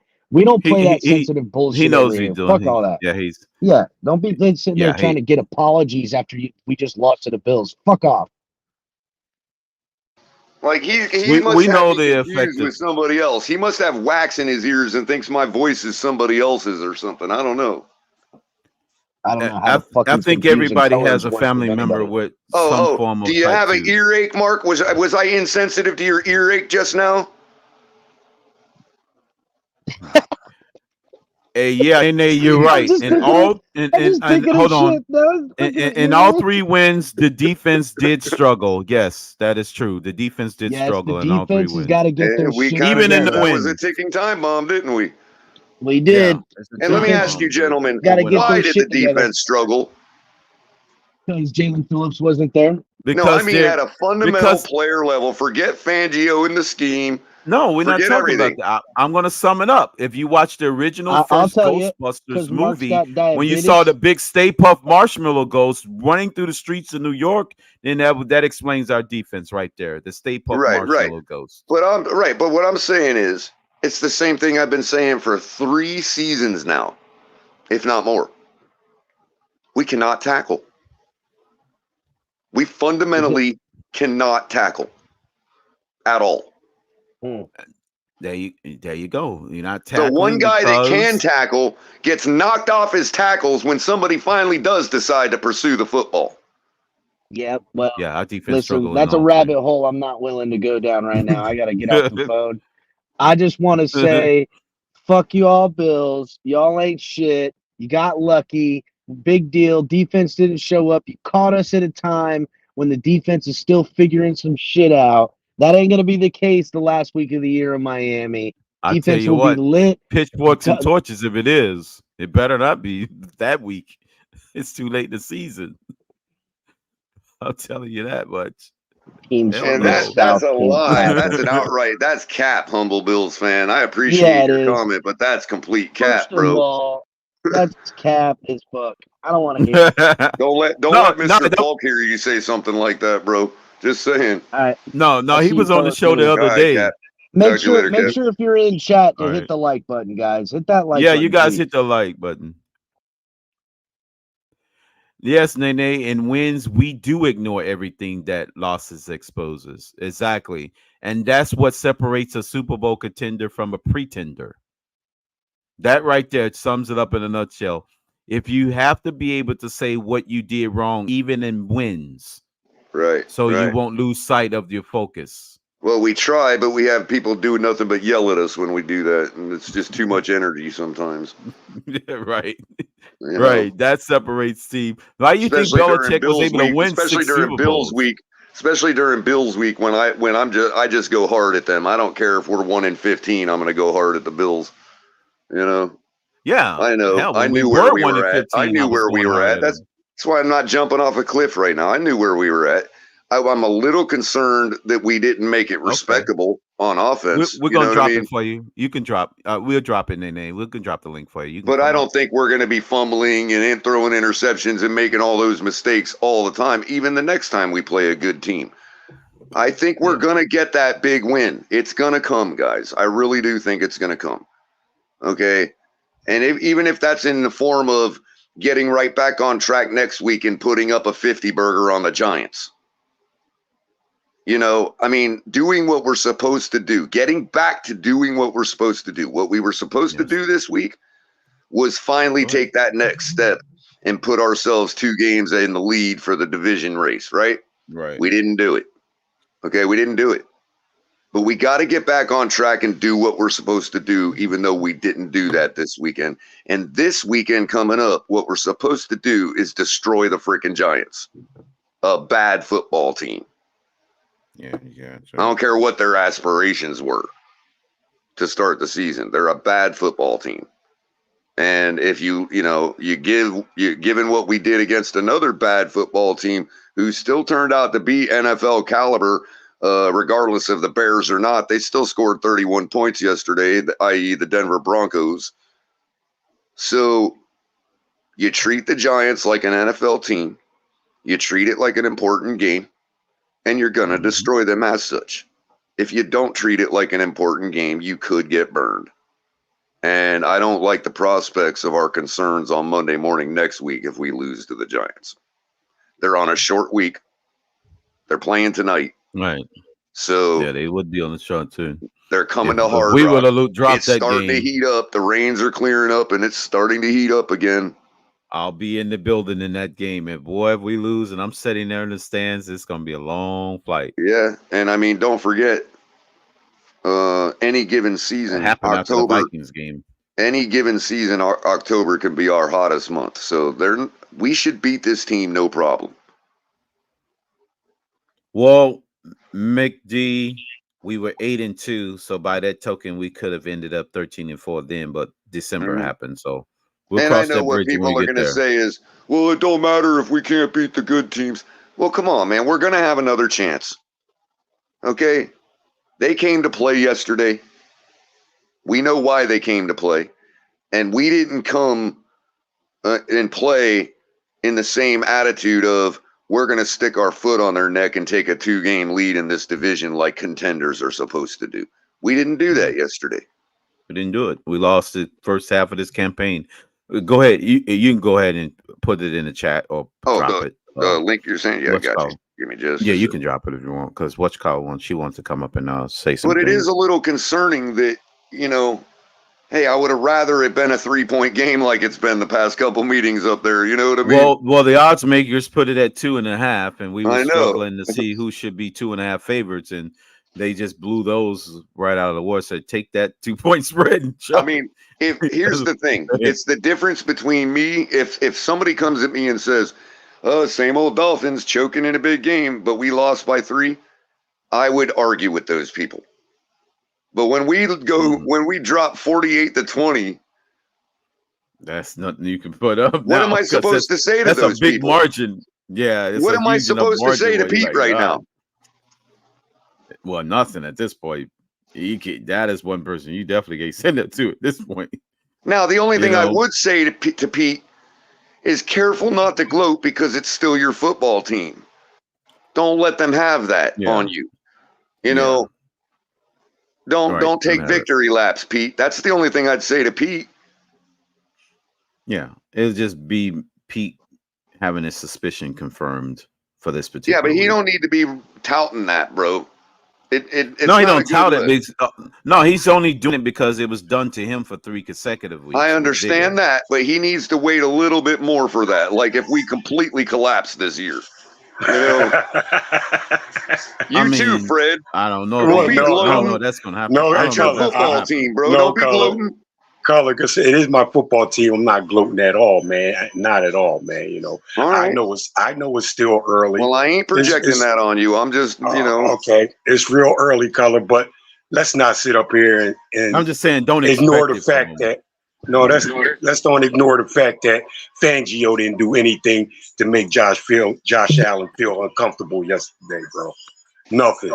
Well, I don't know. Was he supposed to go down on the field and pass rush for them? No. I guess he's supposed to send some blitzes every once in a while. Maybe that helped. No, that would be copying his predecessor, and he don't want to look like copying his predecessor. We were already getting cooked by Josh Allen. Why are we going to take another guy out of the secondary? Okay, all game I'm looking for a strip sack or something, man. It didn't come nowhere near. The turnovers we needed didn't come. In fact, we actually committed our own turnovers, and that's not the defense's fault. So with this defense right here, man, with this defense right here, who's to say that Daniel Jones won't just sit back there and shoot and kill us like shooting fish in a barrel, bro. You mean the guy you just forgot whose name it was? It's Daniel Jones. Exactly, man. But so what? And for the same reason that you forgot his name is the reason he's not going to sit back there and dice us up, bro. Oh, okay. Why not? There's no pass rusher coming enough. So why not? Bro? Because I've seen him throw the ball. You've also seen him hurried and rushed out of the pocket too. No. I've seen him under good protection. No, bro. Okay. All right, Fred. Let me get Nene in here. And then one more thing. A lesser cornerback on a number one wide receiver. I'm not gonna even speak about Cater. There's 10 other guys that we need to speak about before him. Go ahead, Nene. So I'm gonna be real quick because I got class in like 30 minutes, but I'll be a part of this therapy. Here's the problem for me. It was the mindset of the team going into Buffalo. The T-shirt with the little emoji. You know, we did the same thing last time we played them. I wish it was colder. And this is the part where I feel we're ignoring a big issue that sometimes you solve a problem and create another problem by solving that problem. I feel that this team does not have discipline when it comes to certain things, that there's not a switch that we're creating. Example, when I looked at the defense, and I don't know if the people in the chat agree with me, but they look perfectly fine with getting blown out by the Bills. I didn't see any leadership from X. I didn't see Baker. I didn't see none of these. As much as I like Christian Wilkins, and he asked for his money. So now that you ask for your money, guess what? People are going to look at you differently and see if you're going to be applicable to that contract. I didn't see any urgency at all. And this is the thing what I said about McDaniel and my concerns in year one, which I thought was fixed in year two, is that if we're going to go after other previous coaches for addressing only one side of the football, Fangio is his guy. I was told last week in a space that the reason why we were so terrible last year on defense because McDaniel was forced to have our previous coach that position. So now you have your guy, the person allegedly that was his number one, and from someone in the space, they told me that it was no number one, A, B, or C. It was just Fangio, right? So when do we start having this conversation about what type of investment outside of Jalen Ramsey? What type of investment did we go into the season looking into? Did we just look at, okay, we get Tua to stay upright, we get these cheaper running backs so we don't have to pay some of these other guys, and we just are so fast on the offensive side, and we forgot about the defense? Because when I hear this, and I'm getting ready to lay in my plane, when I'm hearing that the answer to our problems on defense is a guy that will not be back until January, Jalen Ramsey, apparently this is the new hope that some of Dolphins Twitter is saying. We're losing because Jalen Ramsey isn't here. I call BS because Jalen Ramsey had nothing to do with missing tackles. Jalen Ramsey had nothing to do why middle linebackers was on wide receivers. Jalen Ramsey had nothing to do why Jason Allen could have basically put up a lawn chair, put some lemonade, and sit back and throw the ball. He also had nothing to do with us only having 23 points per ball game scored against us last year. Right. So here's the thing. Yeah. And now I'm hearing this other nonsense that Eli Apple being benched was a part of the reason why we lost. Listen, did we not forget what we saw from Eli Apple? He roasted him, didn't he? That has nothing to do with nothing. Here's the thing, and I know we got somebody else that's after me. Until you have a championship mindset, and I don't mean that you can't have fun, you can't celebrate, but where are the leaders? This is a division. If you're talking about Super Bowl, if you're really talking about the Miami Dolphins are going to be a Super Bowl contender, I didn't see anything from anybody, even the coach. He just looked like, it reminded me how he looked against Buffalo the last time we were up there. Maybe he has to do some sessions in therapy, kumbaya, to get over the mental block of Buffalo. But he even said on the record that he did not adjust. I have a problem with that.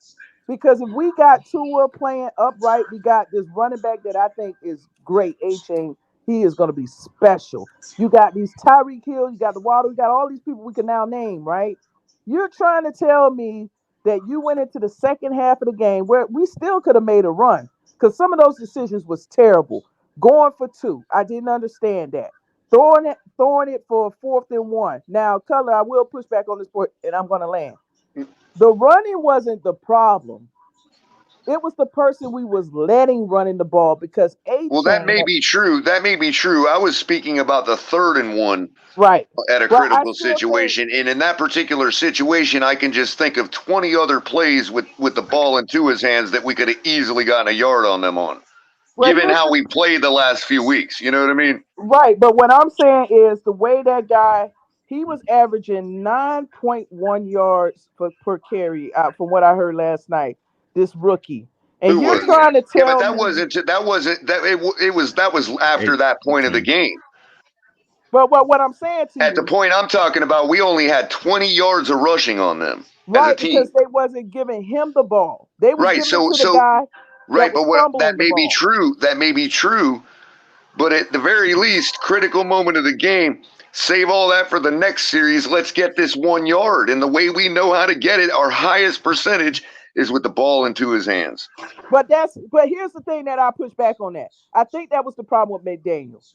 He likes those 3 drugs that are on his team: Tua, Tyreek Hill, and Waddle. And when things get rough, instead of problem solving, he goes to those drugs.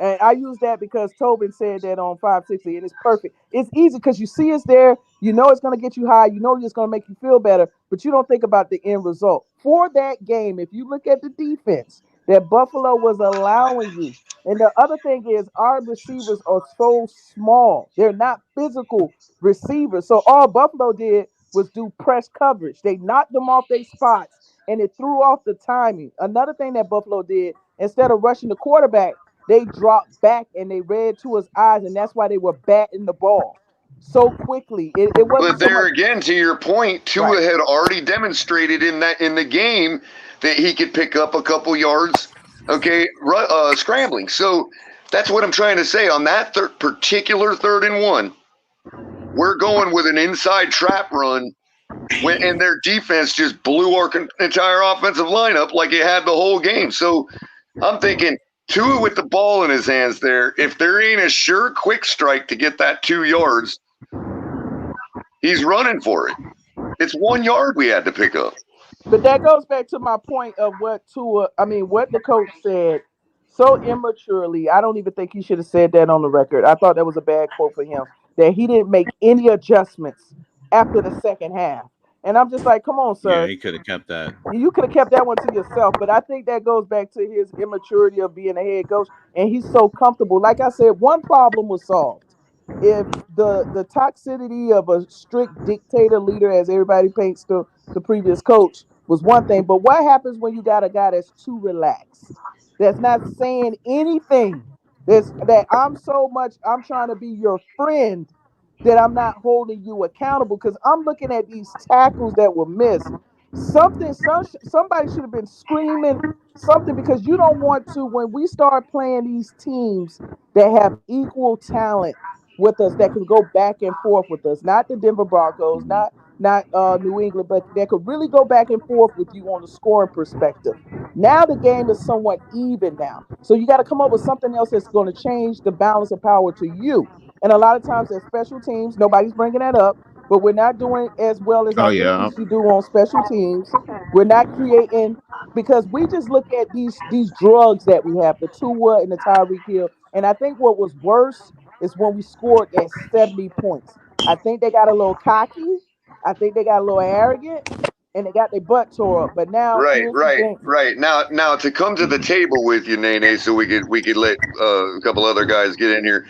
I will say that even if we chose to run there, which I can't, it's hard to push back 3rd and 1, whatever. You got to be able to get those yards, but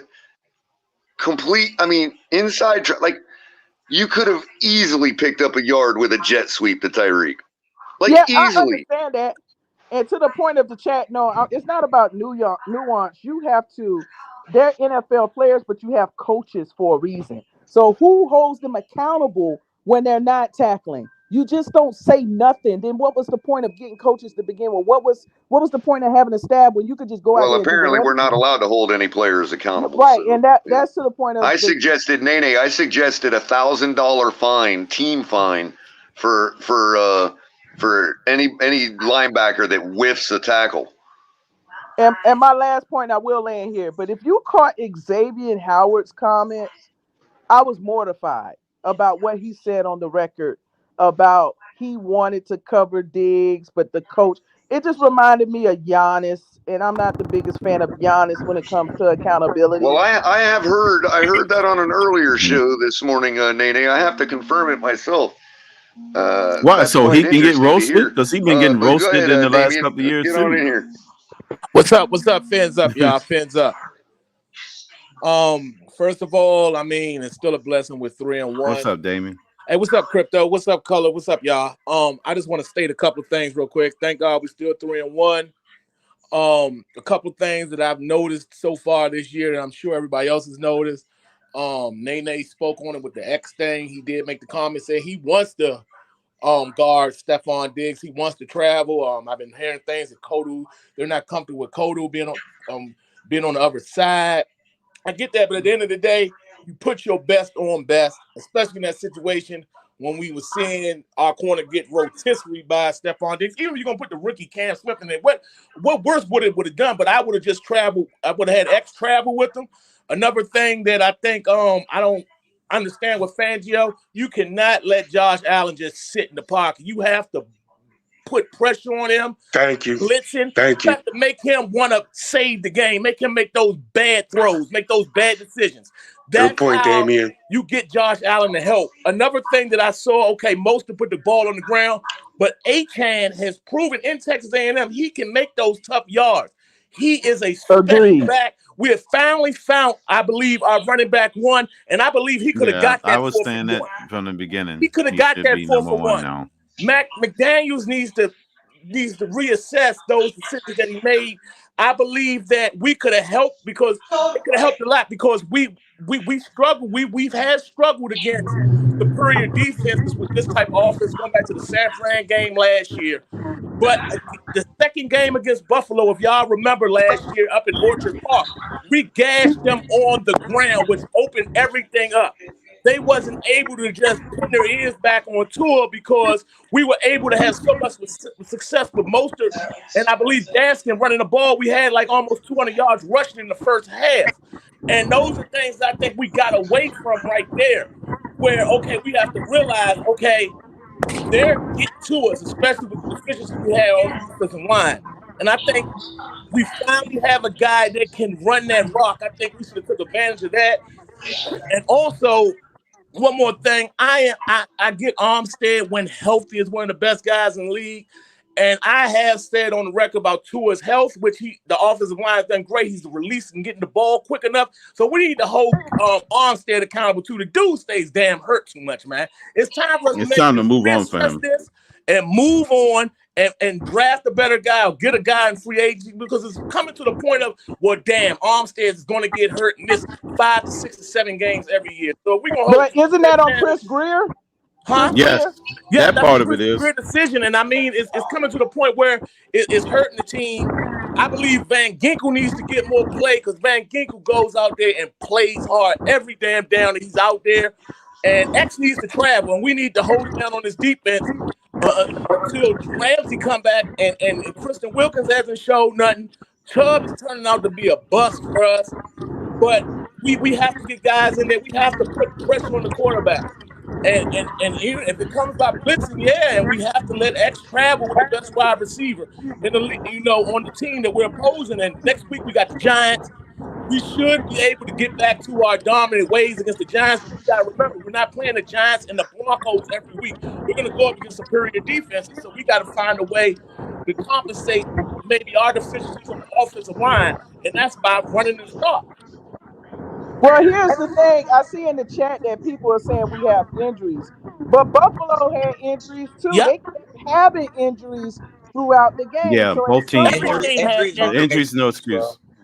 Injuries everybody had an It's injury. about the 53-man roster, like I've been saying all along. 53-man roster. It's not about the 22-man roster. It's about the 53-man roster. That's what determines who's a better team. But and when you welcome, have Miss your Fans and GM Bonjo. say not Big to fella. worry about the offensive line, and we saw that people saw with film, that's what we can't be arrogant. You know, every team in the NFL looked at that film of that 70, and they're seeing what Mike McDaniel is doing with that offensive line. And the Bills were the first team to adjust to it and affect it. It's just we gotta call a spade a spade. So I think we're still gonna be good, but I need them to get a little bit humble. Some of the arrogance, I don't like some of the comments that coming out of our side. Be humble. Like when Tua said, "Oh, yeah, I've only been sacked and look what happened. They sacked you 4 times." But So Nay. Hey, Damien, check it out, Damien. Do we say that McDermott is a better defensive coordinator than Fangio? The head coach of the Bills? At this point of the season, do we call McDermott a better defensive coordinator? It's deeper than that. It's deeper than the humbleness. Hold on. At this stage of the game, yes. The answer is yes. At this point, going into week 5, he is. I'm talking about over career, man. I'm talking about career, Crypto. We're not I'm talking about for career, bro. We are a finesse team, and it shows I against agree. Buffalo. That is the cold, hard fact. And yes, we're explosive, but you got to have some type of physicality to you in order to win that chip. That's and true. we show against physical dominant teams, we don't show it, and that's something we got to. We have. It has to be in you. And that we appreciate it, Damon. We have guys on this roster that have it in them. Miss Fins wanted to say something, but yeah, appreciate it, Damon. Go ahead, Miss Fins. No, I love the passion. That's what I'm talking about. But guys, thank you so much for having me up here. What's up, Miss you guys Fins? could do me a favor. Hello. Hey, Nene. Hey, everybody. Hit that like button, guys. Let's get the likes up because they're giving you great content here, and I'm not seeing the likes. So let's support the channel. Hit that likes up real quick, and if you haven't subbed, go ahead and sub. Now that I got that out of the way, I have to say I agree with so much. Of course, man. Of course. So much was what I heard from Damien just now. Congrats, Miss Vance, too, by the way. Congrats. Nene? Oh, thank you so much. I appreciate it. I was so happy I cried, but yeah. Thanks. Listen, guys. I have 3 words for everybody. Takes no talent. It's that simple. It takes no talent. Do your job. Mm-hmm. I mean, I get it, and this morning, if you watch my show, I put it on the coaches for a good reason. But the team does have to execute. I do take that into consideration, obviously. But the coaches, to me, the coaches, specifically McDaniel, because he's the head coach. Yeah, Fangio, he's brand new. I gave the defense 6 to 8 weeks to kind of settle down, and kind of get it. So I'm not 100% on Fangio. Was it frustrating? Absolutely. But McDaniel's in year 2. This is your offense year 2. I needed to see more from this offense. Even if we have injuries, I still need to see more from the offense because this is year 2. You're the veteran now. You're the veteran coach in this team. You got your offense established. You got your personnel. You know what you have. This is game 4 versus the Bills. So it's not like you don't have experience against them. You've already beaten them. So we have what it takes to go ahead and beat the Bills. But McDaniel, to me, personally, dropped the ball. That's who I place this blame on. Wait, before you go real quick, let me say one part. One second real quick. Go ahead, Mr. Finn. And then the other thing that I was going to say with Xavier Howard and his comment, because he did say, oh, I wanted to go ahead and get dates and blah, blah, blah, but coaches. First of all, BS. Because if you really are a dog, then you tell the coaches, nah, I'm guarding him now. And that second half, he would have guarded him all second half. But he didn't. And that's, to me, it's like, no, don't say it after the fact. That's useless.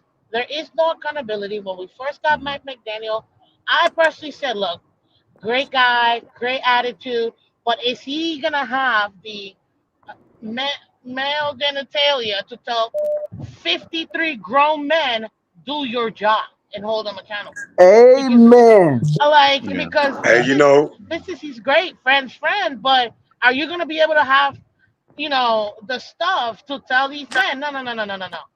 You're one of the 53. You need to do your job. And right now, I'm not seeing that. Buddy doesn't work. These are guys, and if we're really gonna go for a Super Bowl for playoffs, we need to tighten up. And it takes no talent. And at this Miss point, Good Fins. I'm point, not Miss seeing. You know what Fins. I'm Good saying? Like point. that's just what I'm seeing Before right you now. go, Miss Fred, Fins, I can wanted I the speak to what you knowledge. said? Yeah, you can. Just a minute. I just want the knowledge of more people came in the room. Big Okay. Philly, Bon Joe, and Mountie. So Bon Joe and Big Philly had something. I wanted to hear what they had to say. Thank you, sir. Thank you for having And some I'm gonna fall decorum in back and here. listen, crypto. Fans up, y'all. We What's gonna good, get y'all? better, What's man. We good, gonna y'all? do this, Fins up, y'all. fins up. We appreciate it, Thank Damon. you. All right, Thank you Damien, for be having cool, some bro. Be decorum cool. in Salute. the Be YouTube cool, Damon. space. Crypto. Truly appreciate you. Um, I completely disagree with it. It takes no talent. Because clearly we don't have the talent on this team to get organic pressure. We haven't seen this. I said this earlier that this team doesn't do organic pressure. Fangio's system depends on the front four getting pressure and DBs moving around to confuse the QB so they can make a quick decision, interception, turnover the ball, things of that nature, right? Um, Fangio's system has always been they move down the field to the point where they make a mistake. But if you don't have that front four to get pressure, organic pressure, you end up with what we have now, where Herbert had all day, scorched our defense. Yep. Josh Allen had all Yeah. day, scorched our defense. Russell Wilson, he's just trash. Yep. Mac Jones, basura. So again, you reach talent that actually could do it, and they did it. Yeah, so I see Wilkins losing money by the hour. I don't know what's going About a on with second. yeah, by the second. I don't know what he's doing. He might as well ask for a trade now. Hey, Von Joe. Yeah, Hey, Von exactly. Joe, can I ask you a question, bro? Let me ask you. I want Go to ahead. Von Joe, want to get ask you my something. question to Miss Fins, but I'll wait. Yeah, let Fred okay, Nene wanted to okay. address Miss Fins real quick. Go ahead, Nene. Go You ahead, can Nene. address Go Miss ahead, Fins. Nene. And what's up, Von Joe, the man of decorum? Absolutely Hello, love Nene. his energy. But Miss Fins, I agree to something that you said that I think people ignore. Again, when you're winning, people overlook things that are obvious. This stuff with the defense didn't just happen yesterday afternoon. It's happened in all three games. And last year, the fallback guy was Boyer, right? Everybody blamed Boyer as to why grown men who are compensated much more monetary gain than all of us probably combined in the speaker and probably on the comments. Here's the thing. This is why when people was getting mad at me about, my comments to Christopher Aloysius Greer the third and how he was managing the team in terms of I'll add Beauregard to that. yeah, Beauregard, Greer. that even balance. I agree, McDaniel. Two things can be true. You always have to have balance. You can never be too hard. You can never be too soft. And I think this team, to the point, I think it was Frederick that said they're too finesse. There's no there, and that worked for Tua. That he needs that for his confidence, but you cannot be a legitimate contender if you don't have balance. Because once the competition, to Van Joe's point, once you start getting past the dregs of the NFL, the teams that are losing or placing for draft capital or whatever, how it works for the NFL, and you start playing teams that can score with you, then what? And that's where I say, and I agree about McDaniel. This is year two. And I know he has a very weird way of communicating in his interviews. I can't lie, I can't stand his press conferences. It's very hard to read. And people say that, oh, that's just his genius. He's just smarter than everybody in the room. I just think that there's sometimes that, like, when you're sending the message, because there was one moment, and I'm still rebutting Ms. Fins, I'm on her side here. When I saw Josh Allen do the celebration of the emoji that they had on their shirts, even though I don't think the Miami Dolphins came out publicly as to what that emoji on that shirt meant, clearly Buffalo took that personal. And it seems like they were taking the game personally, and the Dolphins was just there. And that's where your point, Miss Fans, where is the head coach? Where is the coaching motivating the team? And I know somebody said they're grown men, but there's a reason why you have other grown men in charge of these men. They're not just out there by themselves. You have a coach that is supposed to hold them accountable. Just like when Tua and McDaniel are gazing in each other's eyes and doing their little weird stuff that they do on the sideline. Where was the energy for the defense missing tackles? Like to the point somebody said, you can't bring Big from the press box to go and show them how to tackle. Like, come on. When I saw what's my boy Holland get ran over like a truck and drug him down. Did y'all see that play? He Yeah. was dragging I remember that. him. Yeah. I'm That like, was a pancake moment. Y'all know Hollins is not a fan of this defense right now. Okay. Oh, He said he's not a fan.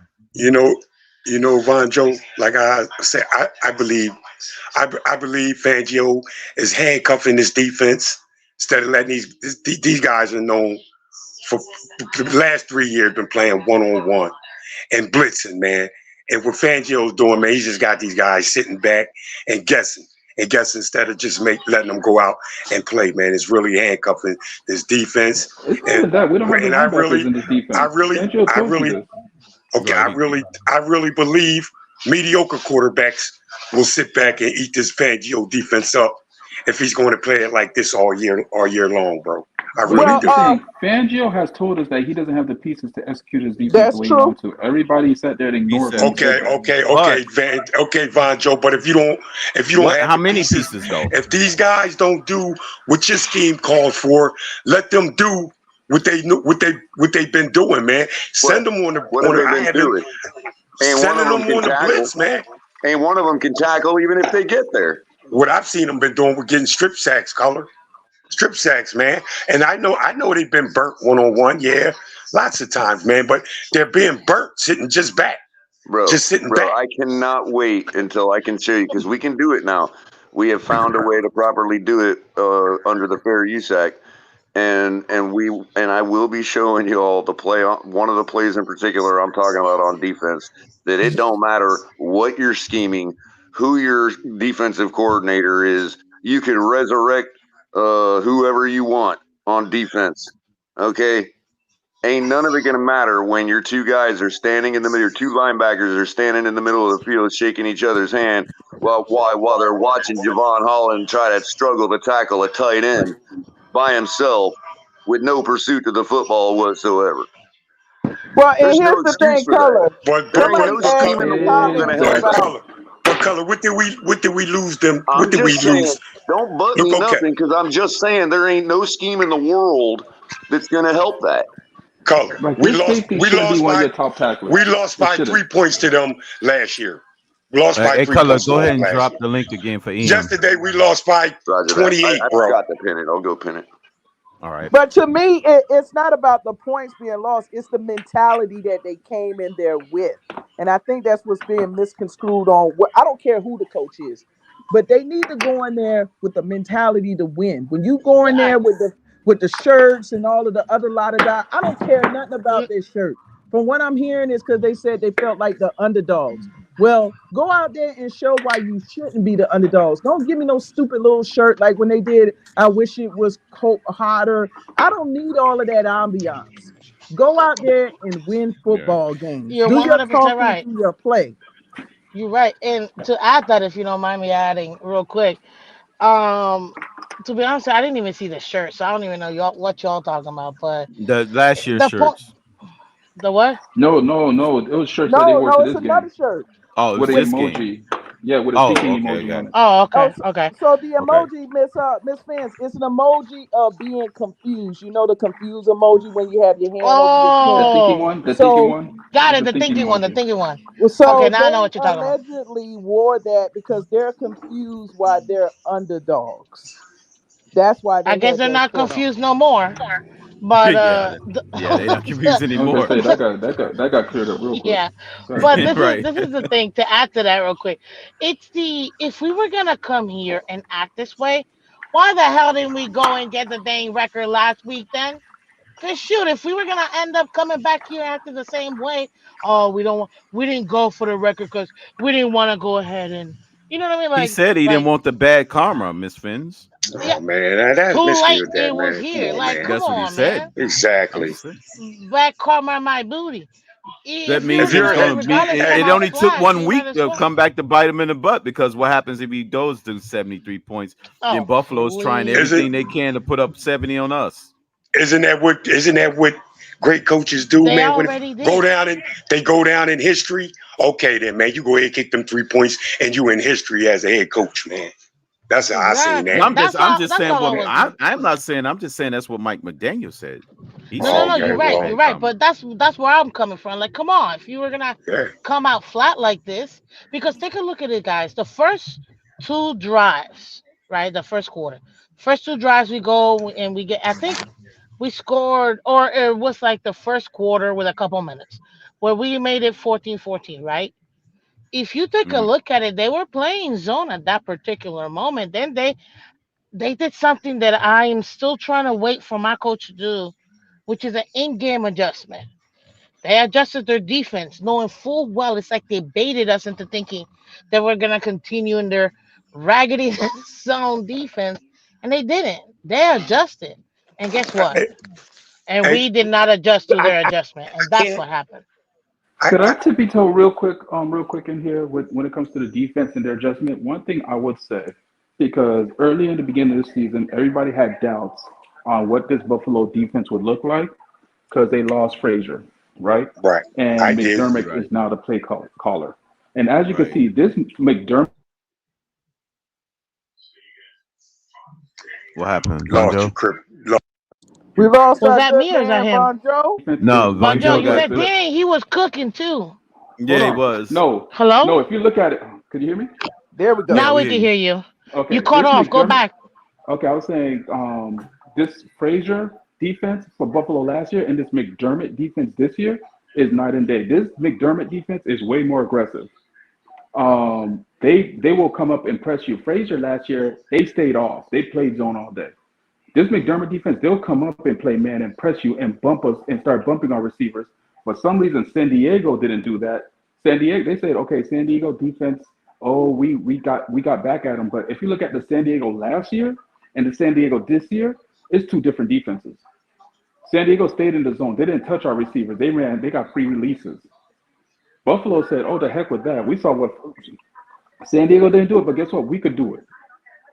Put hands on them. Yeah. And again, it was the same issue from last year that we still haven't learned from. We still haven't overcome this issue where once they throw off our timing, our offense starts to sputter a little. There you go. Yes. Yeah. Yeah. Because that's So That's what what the off they of run Buffalo that did. zone. They point, guys, they we put don't hands think on them. They started to sputter.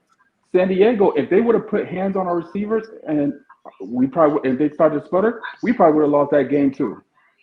But Going back guys, looking do at you it. also think that Yeah. Buffalo had a mindset after watching all of the coverage about the 70 points, all of if the Dolphins are for real?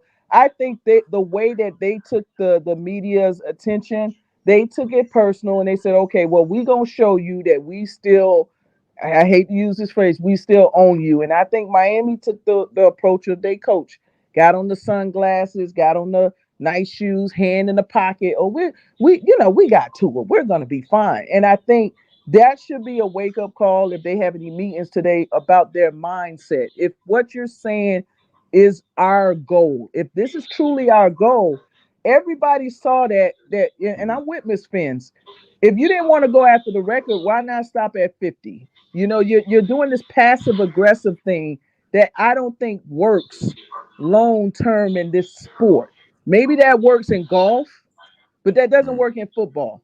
Who we are and what we're gonna do, and like I said, everybody needs to be held accountable. If there's anything with Nene's take, everybody needs to be held accountable. The coaches need to adjust when something isn't working and not be so stubborn to try to push a square into a circle pin.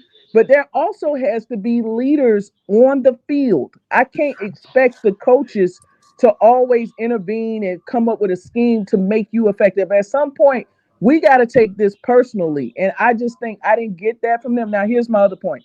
It's not the end of the world. We play a cupcake in the Giants in our home, and I'm sure they're going to want some redemption. But I need to see some better tackling, fundamental football. We got to get pressure on the quarterback. When you have a tackle, you have to tackle him. Stop with the shoulder stuff and the pushing stuff. Nene, let me interject on your first point before you get to the second point, and I'll let you go. I don't think it's more of a mentality, because here's the thing. I think the fan base got brainwashed by our offense and what we did with that 70 point. Because here's the thing. Buffalo has been doing everything that Buffalo has been doing. Since they lost, we got stuck on that game with the Jets. But if you take a look at what they've done after that first week 2, week 3, they've been lighting it up. Right. They're the second ranked offense and the second ranked defense. We got hung up on what they did at the Jets and how they looked in game 1. And we just been focusing on us. And we ignored everything. At the same time, Buffalo, exactly. Buffalo came in as Buffalo. They've been doing this all season. And they always play their way against the Jets. To put it in perspective, I agree with that. They last 3 matchups versus the Jets has always been a stinker for them. So you could take that as a wash whenever they play the Jets. So they play everybody else to a different level. Hey, Von Joe, you could go ahead, sit back, and think of we thought they thought about this, thought about that. But I'm gonna say, man, we just sat back and got punched in the face without fighting back, bro. We just waited to get punched in the face, man. We didn't try to force anything, bro. You know what I'm saying? You handcuffed Baker. I ain't seen Baker all game, bro. I ain't seen him all game. None.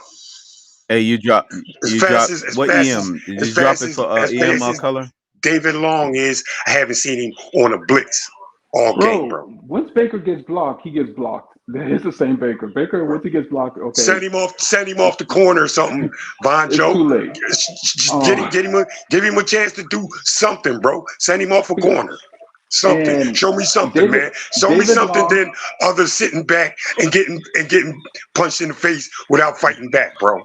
David Long he's horrible in coverage, and we saw that because at one point in the game, I think they threw 4 passes straight to tight ends only. At the beginning of the game, it's just their tight ends were just eating us alive. They were running and tight ends. And Von Joe, hold on. I want to make sure I say something about the cupcake comment. Go ahead. I'm not saying the Giants are cupcakes. I'm just saying the way that they're playing, they're vulnerable. We should be the superior team. And like I always say, don't play with your food. The games you're supposed to win, go in there and take care of business. And take the game.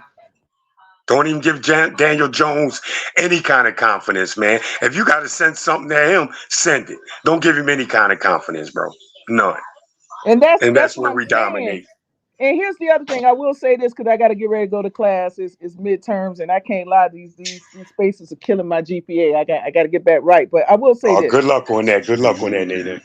If our hope is Jalen Ramsey, and I know modern medicine has changed. Trust me, I'm a veteran. I have a lot of injuries. There's a lot of things that they recovered that they wouldn't have been able to recover in 1945.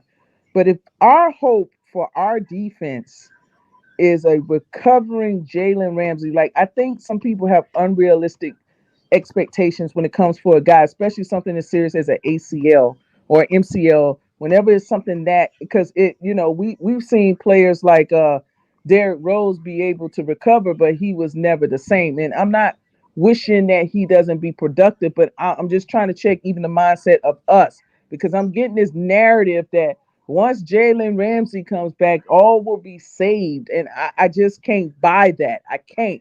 Not just sitting in the zone. No, you're right. I can't. We'll just have sitting in the zone. That's nothing.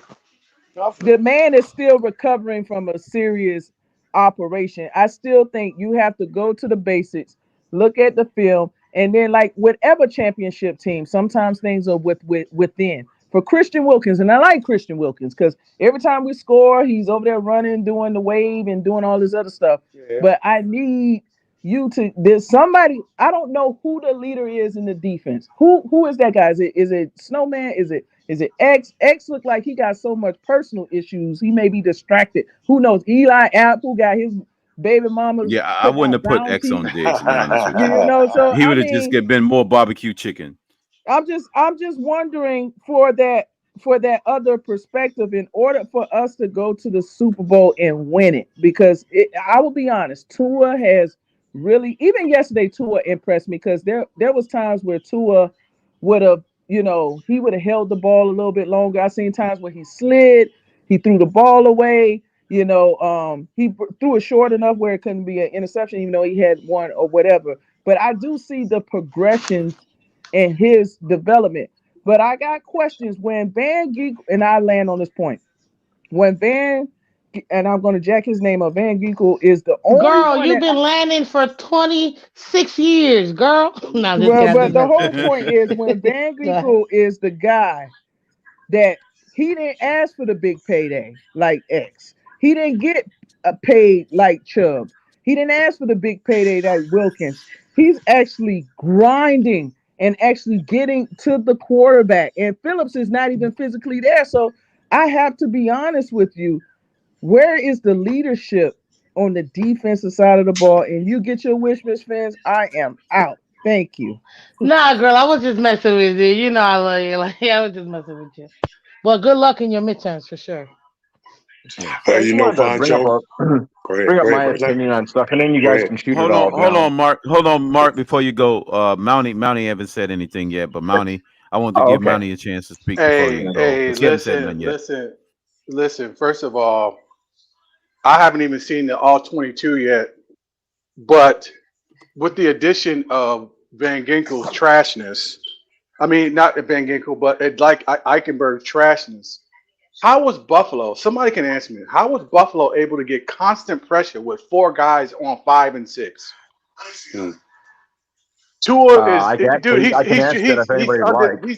He's under intense pressure. 2/3 of his dropbacks. Like our offensive line just got exposed against a real Eichenberg at defensive front. center. Eichenberg at Monty, center was a big thing with it. Let me answer that for you and help a little bit. First of all, I want to say that by no means is Buffalo 28 points better than the Miami Dolphins. These are two evenly matched football teams. I think the outcome yesterday was a case of time, situation. Buffalo needed to win the game. The Dolphins really didn't need to win the game. Injuries played a significant factor in the game, like Mounty was saying, with the issues with Eichenberg and Ed Oliver. And obviously, the Dolphins are not 50 points better than the Denver Broncos, but again, time, game situation, etc., comes into play. Now, when we take a look, I didn't spend a lot of time online last week chatting with folks. I was watching all 22s, and I was looking at things that were exploitable. And the one thing I don't think Miami has, or there's a couple things that I don't believe that Miami has seen all season long.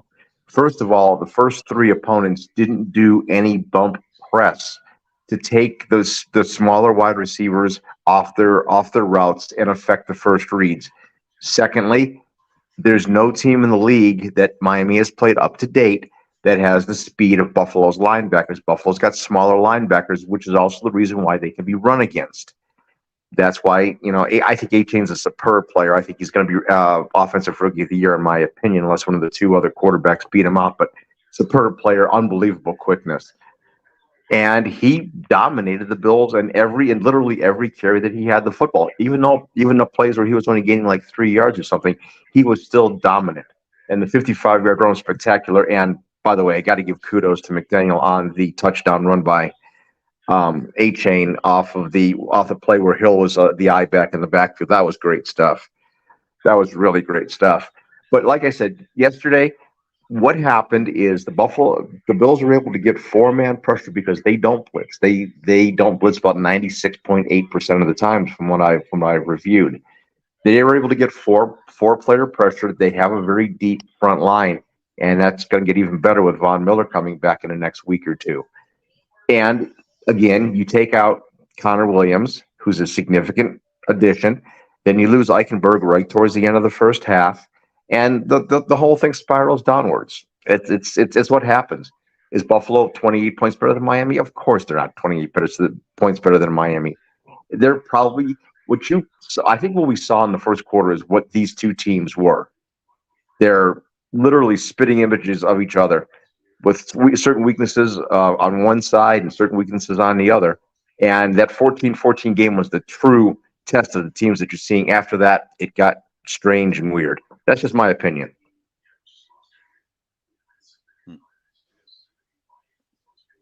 Well, go ahead, Mountie. Yeah, I just it was just a travesty. Look, I'm gonna tell you something. This offensive line, in my humble opinion, I think Robert Hunt is our best offensive lineman. This guy has been durable his whole time at the Miami Dolphins. We need to rally around, tie this guy, sign this guy long term, and build around him. Everybody else is a dumpster fire. Hey, Mountie, did Mark ever answer your question about how 4 was beaten 5 and 6? Well, not really, but I can figure that out on my own. Well, the point being, we wrote to Ed Oliver probably averages the most snaps out of our front 10, 9 or 10, depending on how many we dress. And he only gets 60% of the snaps. So if he's only getting 60, everybody else they're just rotating them in. They're fresh. Halfway through the game, the offensive line is just beat. And you got fresh 300, 310-pound guys coming at you. You're going to give that stuff up. Ed Oliver was very instrumental. His efforts were very instrumental yesterday. He stayed in the backfield. You know, once Ed Oliver signed that, and you're right, last year Ed Oliver pretty much sucked. Did not play to his potential. Since he signed that contract, which people were upset about, at $17 million, I didn't have a problem with it one way or the other because I don't write the checks and I get nothing out of it. So if they wanted to give him 25 or they want to give him 13 would make a difference. But all of a sudden at $17 million, that guy looks like he got a bargain basement price for us. Because he's just playing out of his mind. He's playing like he could have got 25 million. Against Eichenberg, huh? Who's not going to look good against Eichenberg, bro? Well, he was going against. Wasn't Eichenberg playing center yesterday? No. Oliver been playing like that's that what I'm saying. All season. No, Eichenberg did play center yesterday.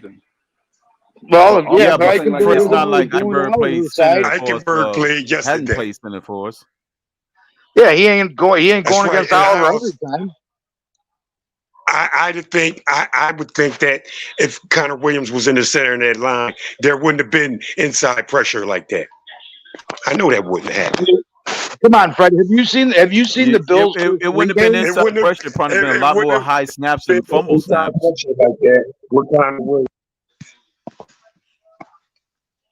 No, Fred. Have you seen the Bills? We're leading the league in sacks. We're leading the league in takeaways. I understand that.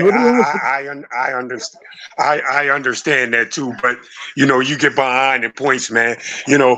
Of course they're able to just pin their ears back and come with it now. You understand what I'm saying? They're able to come with it with a guy that shouldn't even be on the roster at center, if you ask me, bro. Come on now. Let alone hiking the ball to the quarterback. So what you're saying though is that Oliver looks so good because he's going against Eichenberg. What I'm saying when he's going to 4 games. Of course he would. He's supposed to. What I'm saying, he's supposed to look good against an Eichenberg, bro. He didn't look good. He didn't look good against the other 4 or 3 teams he played this year. He has. Ed Oliver has more tackles. You're talking about the Jets with nothing going on, and who else? Okay, here we go. Here we go. And guess what? Oh, the Raiders. Or was it the Raiders? And the Jets and the Raiders with nothing going on. Okay. So how did Miami's high-powered offense? Fred, you're falling into that trap again. How did the Miami high-powered offense again? They went up. It's irrelevant who other teams play. Other teams. Jets offensive line that's worse than ours, man. Come on, man. It is what it is. He had a great game against the offensive line that's worse than ours. I'm just trying to give Dolphin fans the hope that Fred's actually a Dolphins fan and not a Bills fan. Okay, let me ask you this. Why are you falling into the same trap? Did Austin Jackson have a good game? I don't know. Don't care. I don't think so. Not giving up 4 sacks. Hey, Fred. I thought he did. Hey, Fred. Why are you going down that rabbit hole? Did we play the Bills or did we play the Jets? Who cares how the Bears looked against the Jets? We played the Buffalo Bills yesterday. Stop it. I'm saying, man, you saying he's saying Ed Oliver. It's about head-to-head matchups. They don't give a damn about who they look against others and how we look against others. It don't matter. I said Ed Oliver went up against I hate a guy when we fall who down shouldn't this even have been stupid rabbit hole in this crap on the roster. But when you face the team that's in front of you, that's all that matters. So you're going to give him something for going up against an Eichenberg? Please, man.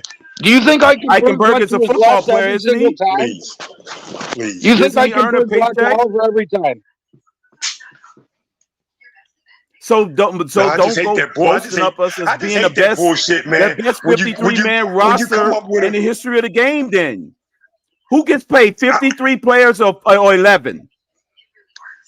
Look, man, 11 players of 53. Bullshit. You try to give a guy props for going up against a guy that shouldn't even it ain't be about giving on the props. goddamn team. We have to play up against their backups too. So what? It balances out. It almost sounds like Crypto that he's blaming Eichenberg for the 6 sacks, or I'm sorry, the 4 sacks. That's what I'm trying to avoid that rabbit hole going down because they could turn the table against us. Whatever, man. Whatever. I'm putting it on Eichenberg. They could sit up there and see that our wide receivers are going against their backup cornerbacks. So hold on. Stop it. Crypto. Let me ask you a question. How many Hell out of here, man. As a defense. What about the fact that their cornerbacks went down and we still had our number 1 receivers? They could play that game too, Fred. Stop it. You giving them an out, man. And cornerback went down. Please, man. Yes, but then we still had our number 1 weapons. How many sacks? So it's a wash, is what I'm saying, Fred. It don't balance out. Our number 1 wide receivers went up against their number 2s. Crypto, could you hear me? Yeah, I can hear you, Von Joe. Yeah, so it's about the 53-man roster. I know, but hold on. We barely have any sacks, Fred, right? So here's the thing. We played against the Patriots, the Broncos, and I think that was our highest sack game. And what was the other one? Chargers. The Chargers. Right? And the Patriots. And we barely have any sacks. Yeah. So how many sacks do we have on Mac Jones? But meanwhile, the Bills, they went against the Raiders and they did what they had to do. Yeah. They went against Jets. The Jets. They did what they had to do. Yeah. What the I don't know who the Bills' schedule are, but you said that they didn't play nobody for real. They haven't played anybody yet. Yes. They haven't played poor offensive line. And they can turn this favor and say we haven't played anybody. Hold on. And they still got a top 2 defense. We haven't played anybody, and look at us. So what are you talking about right now, Fred? Hey, if you ask me, Chargers' offensive line is pretty decent. Patriots' offensive line is pretty decent. Okay. Yeah, how did they look yesterday against the Cowboys? I can see them not giving up nothing to 4 down line. Well, how did they look against the Cowboys? The Patriots O-line look. Yeah, they looked really, really trash yesterday against the Cowboys. Who? The Patriots. Okay, well, the Cowboys do have a decent front 4, bro. So what are you talking about? And the week before Cowboys defense. Okay, and they got destroyed. And what did they do before that? The week before that? What did they do the week before that against the Jets? Oh, y'all reaching for everything now, man. Y'all reaching for everything. It is what it is, man. It is what it is, man. He had a good game against a 3rd-string center. It wasn't a 3rd-string center; it's a 2nd-string center. Well, it's just. Okay, and Tyreek Hill didn't have a good game against the string cornerback. Listen, okay, they did what they did. They jammed him. Okay, then it's a wash. Stop it. It's about a 53-man roster. They all get paid to play football. You was there pounding the table saying we had the best roster, meaning all 53 in the history of civilization. Who said so that? Stop it. I never. You was on that same train saying we had the best roster on paper in the history of civilization. No, I wasn't. You were. Cut it out. I never said we had the best roster. No, I wasn't. As a matter of fact, y'all was sitting up there saying that. I gave a lot of push. I gave a lot of push on this roster. Don't come at me with that. I know exactly what I was saying. I was saying. Okay, then what you was agreeing with on paper? I said it sounds good on paper, but when they actually have to play and they get jammed at the wide receiver at the line of scrimmage, let's see where we go then. That's what I've been saying. all year. Okay, and what happened? They got jammed at the line of scrimmage yesterday, didn't they? Roster. Never said we had the best roster. Oh, now it's saying you're saying it after the fact.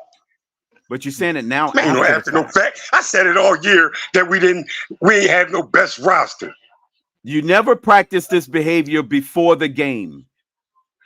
It's played, but you practicing this after the game. Now want to lean back and give the credit to the opponent. When the game was about to start, turn up, Crypto. I see Eichenberg started. I said it's a done deal. That's what I said. When I knew Eichenberg was starting, I said it's a wrap. We done. Also, Eichenberg's the reason why the season's all hell bent on Eichenberg. I'm not gonna say Eichenberg was the reason we lost, but I know Eichenberg was gonna give up the pressure in the middle of the offensive line. I know it was gonna be inside pressure. If Drew doesn't have the quickest release in football to mitigate that. What's up, EM? Hey, what's up, fellas? Fred, it's good to see you, bro. What's up, EM? Hey man, you've been the first 3 weeks you've been on the back of a milk carton, bro. Trying to go, I can't have Tua trying to go head to head, man, match point for point with these teams, man. This defense need to pick it up. Hey, well, I don't know, man. The streets is talking, Fred. They saying that you didn't want to come out and celebrate your team was 3-0, bro. They said that you was waiting behind. You was hiding in the bushes, waiting on us to fall on our face. I'm just saying, bro. That's what the streets are saying, bro. I appreciate it. 72 undefeated. I was in the hospital. Feeling better. But you got to relax because you're going to end up back in there if you don't settle down a little bit. And for what it means, and for what it means, in the hospital. No. And for when we was at 3-0, I'm like, oh, good shit. Tua doing his thing. That's right. Let's go, Tua. Let's go. That's how the fuck I was. Because we lost yesterday, I still don't put that shit on Tua. I put that shit on Fangio. I'm just telling you what the streets are saying. They said that you've been MIA because stay out of the streets, bro. Stay out of the streets, bro. The streets is bad for you. Not all the time. Not all the time. streets ain't never did nothing to me. Not all the time, bro. Not all the time. Yeah. But yeah, what's good, fellas? Hey man. What's up, EM? What's up? How you doing, man? How you doing? Bro, we're having a hangover here, man. Hey, it was a tough loss, bro. But at the end of the day, man, it's one game. Just like that. Let's say it's on to the next. We cannot look forward. We got to look on to the next opponent, not 2 opponents or 3 opponents. Just like when we won that Denver game, 70. We put up 70. I mean, that was one game, and everybody was acting like Right. Unfortunately, we couldn't spread that out over a 17-game season. It was one game. That's why we should have all kept it in perspective because we all know week to week, any team, no matter how great, no matter how bad a team is, right? Mm-hmm. They can be humbled on any given Sunday. It's for that saying is absolutely true. We see it every year. So it's one game, but give Buffalo credit. They did a lot of things to really stymie the offense. They had a lot at stake, which made them play hard, man. I give them that. You know what I mean? It was what it was. They wanted their game. It's a total team loss, and they played hard, man. Do you really think the Bills don't play that hard every week? Is that what you're saying? I don't care how hard they play. Tell you the truth, I just know they wanted it a bit more than we did yesterday. Okay. I don't think about how hard the Bills play. As a Bills fan, I like to say they play that hard every week. They didn't get the number 2 defense ranking because I don't follow the Bills like that. All right. Well, it's just comments like that saying the only reason we lost is because we played harder yesterday. Okay, I mean, like exactly. That's how I see it. That's how I see it. They played harder and they wanted it more yesterday. So what's the problem? All right. Well, who's to say Miami didn't play hard and the Bills defense just made them look like crap? Because to me, it looked like my team didn't play fucking hard. Maybe because the Bills are that good. Possibly. Maybe there's no way. There's no way in the world. Maybe the coaching ain't calling no good defensive plays to me. It's a lot of blame to go around. There's no way under the sun that the Bills are 28 points better than this team. It's just man. Exactly, man. It was now, Buffalo. if they do it in January, 28 points again, then you can say that, but you can't say it after the first meeting. Yeah, no. Of course, Of course, the Bills aren't 28 points better than the team. But also, the Dolphins weren't 7 or 50 points better than the Broncos. No, yeah, absolutely. No. I mean, You know what anybody. I mean? I mean, anybody that knows that really has, a level of knowledge about this game knew that there's no. I don't care. Again, the Super Bowl winner, like for example, take the Kansas City Chiefs. As good as they were last year, they won it all. They weren't 70. They weren't 50 points better than who was the worst team last year. Who got the number 1 overall pick last year? Who was that? Chicago. The Panthers. Bears. The Bears. They're not 50 points better because again. No. Hold on. I'm gonna give you a push out. They might be 50 points better. No, I refuse to believe that, bro. The talent, no. Not 50 points, bro.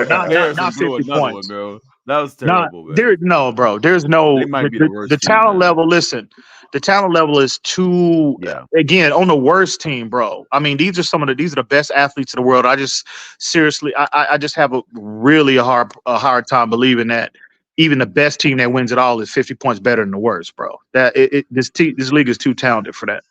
Now they do have imbeciles that coach. Now the coaching disparity might be the gap might be that wide, right? In some instances, but in terms of talent, no, bro. I have difficulty believing that. No, not the talent.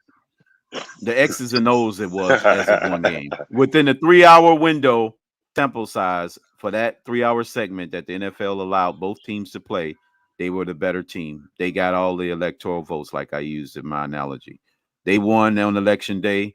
And we just got to come back again, get them back in the next one. I will say this, though, and this is, somewhat concerning moving forward as we anticipate playing the Bills, down the road, last game of the season. And I got a funny feeling that's going to be for all the marbles. Right. And I'm guilty of it as well. I know in the preseason and all throughout the offseason when Buffalo was losing its player, they was losing its coach, right? There was a lot of people that had a lot of, that had a lot of concern on their behalf, right? That we forecasted some regression, in particular on the defensive side of the football. I will say this, and again, I'm guilty of that as well, but I will say this. It to me, McDermott compared, and again, I know it's a 1-game sample size, but I don't think I've ever seen that defense play us as well as they did yesterday. Even thank you. I mean, going back, right? I mean, going back 3 years, bro. And you gotta remember, we got to remember, we have McDermott's calling the plays now. But theoretically, and this is just going off script, it's the same defense you've seen. It's just McDermott is willing to take chances where Frazier was. Frazier is Vic Fangio's bend don't break. McDermott is Vic Fangio's bend don't break, but you know what? We're going to take it to you when we're allowed to take it to you, or we can take it to you. And that's the only difference. That's the only difference in this defense. That McDermott defense is way more aggressive than Frazier's. Opportunistic wise. If you play zone, Frazier's more stubborn.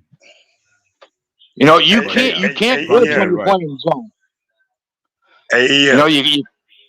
Yeah, what's good, Fred? Yeah.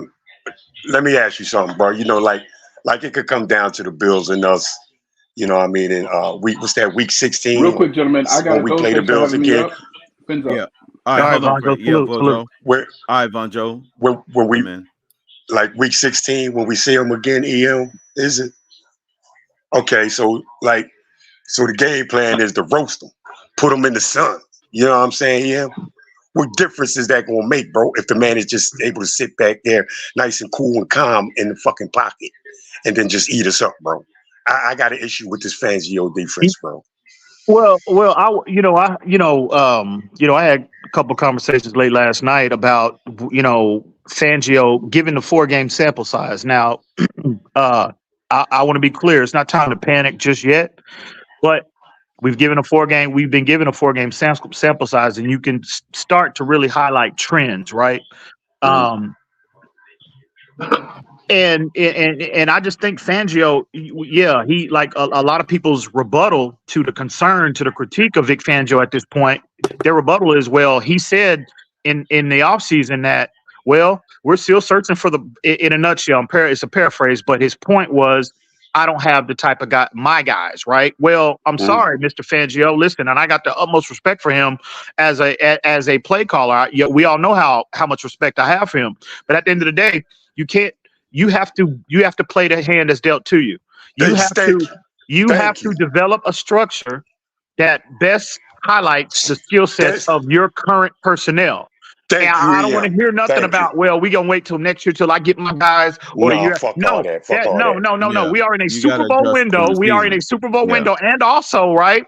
And I know this might be, and I know how prideful he is, considering how accomplished he's been throughout his career at this level. But sometimes, look, we have seen, right, this same group of players that you have at your disposal right now, an upgraded version of what we've seen compared to what your predecessor have. They were performing at such a higher clip than what we've seen in this 4-game sample size. So if we didn't have that sample, if we didn't see this defense perform better than what we're seeing now, your argument would, anybody's argument for Fangio would be somewhat valid. But no, we know based off the talent, right? We've seen them perform at a high level. So what's the problem now, right? Okay, I get it's a scheme change that you're implementing, but at the end of the day, if it's not working and if it winds up costing us games and we're moving forward, well, bro, you have to change. You have to adapt, right? You have to copy and paste some of the things that Josh Boyer.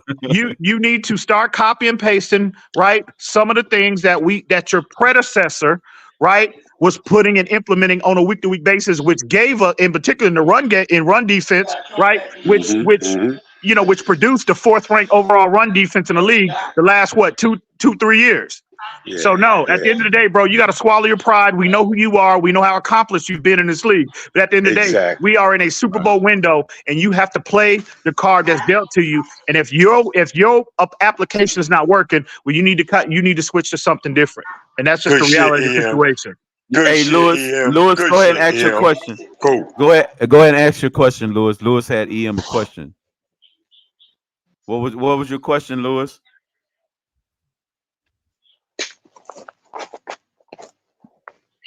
What was the question? No, Lewis, I guess he was gonna type it because he was on. I think he might be still on the airplane. Oh, okay. He said he said he had a question for you. Or you could text it to me and read it to him. If you send me a text, I'll read it. I'll read it to him. Well, El Capitan called him Fragio. He's not Fangio no more. He's Fragio.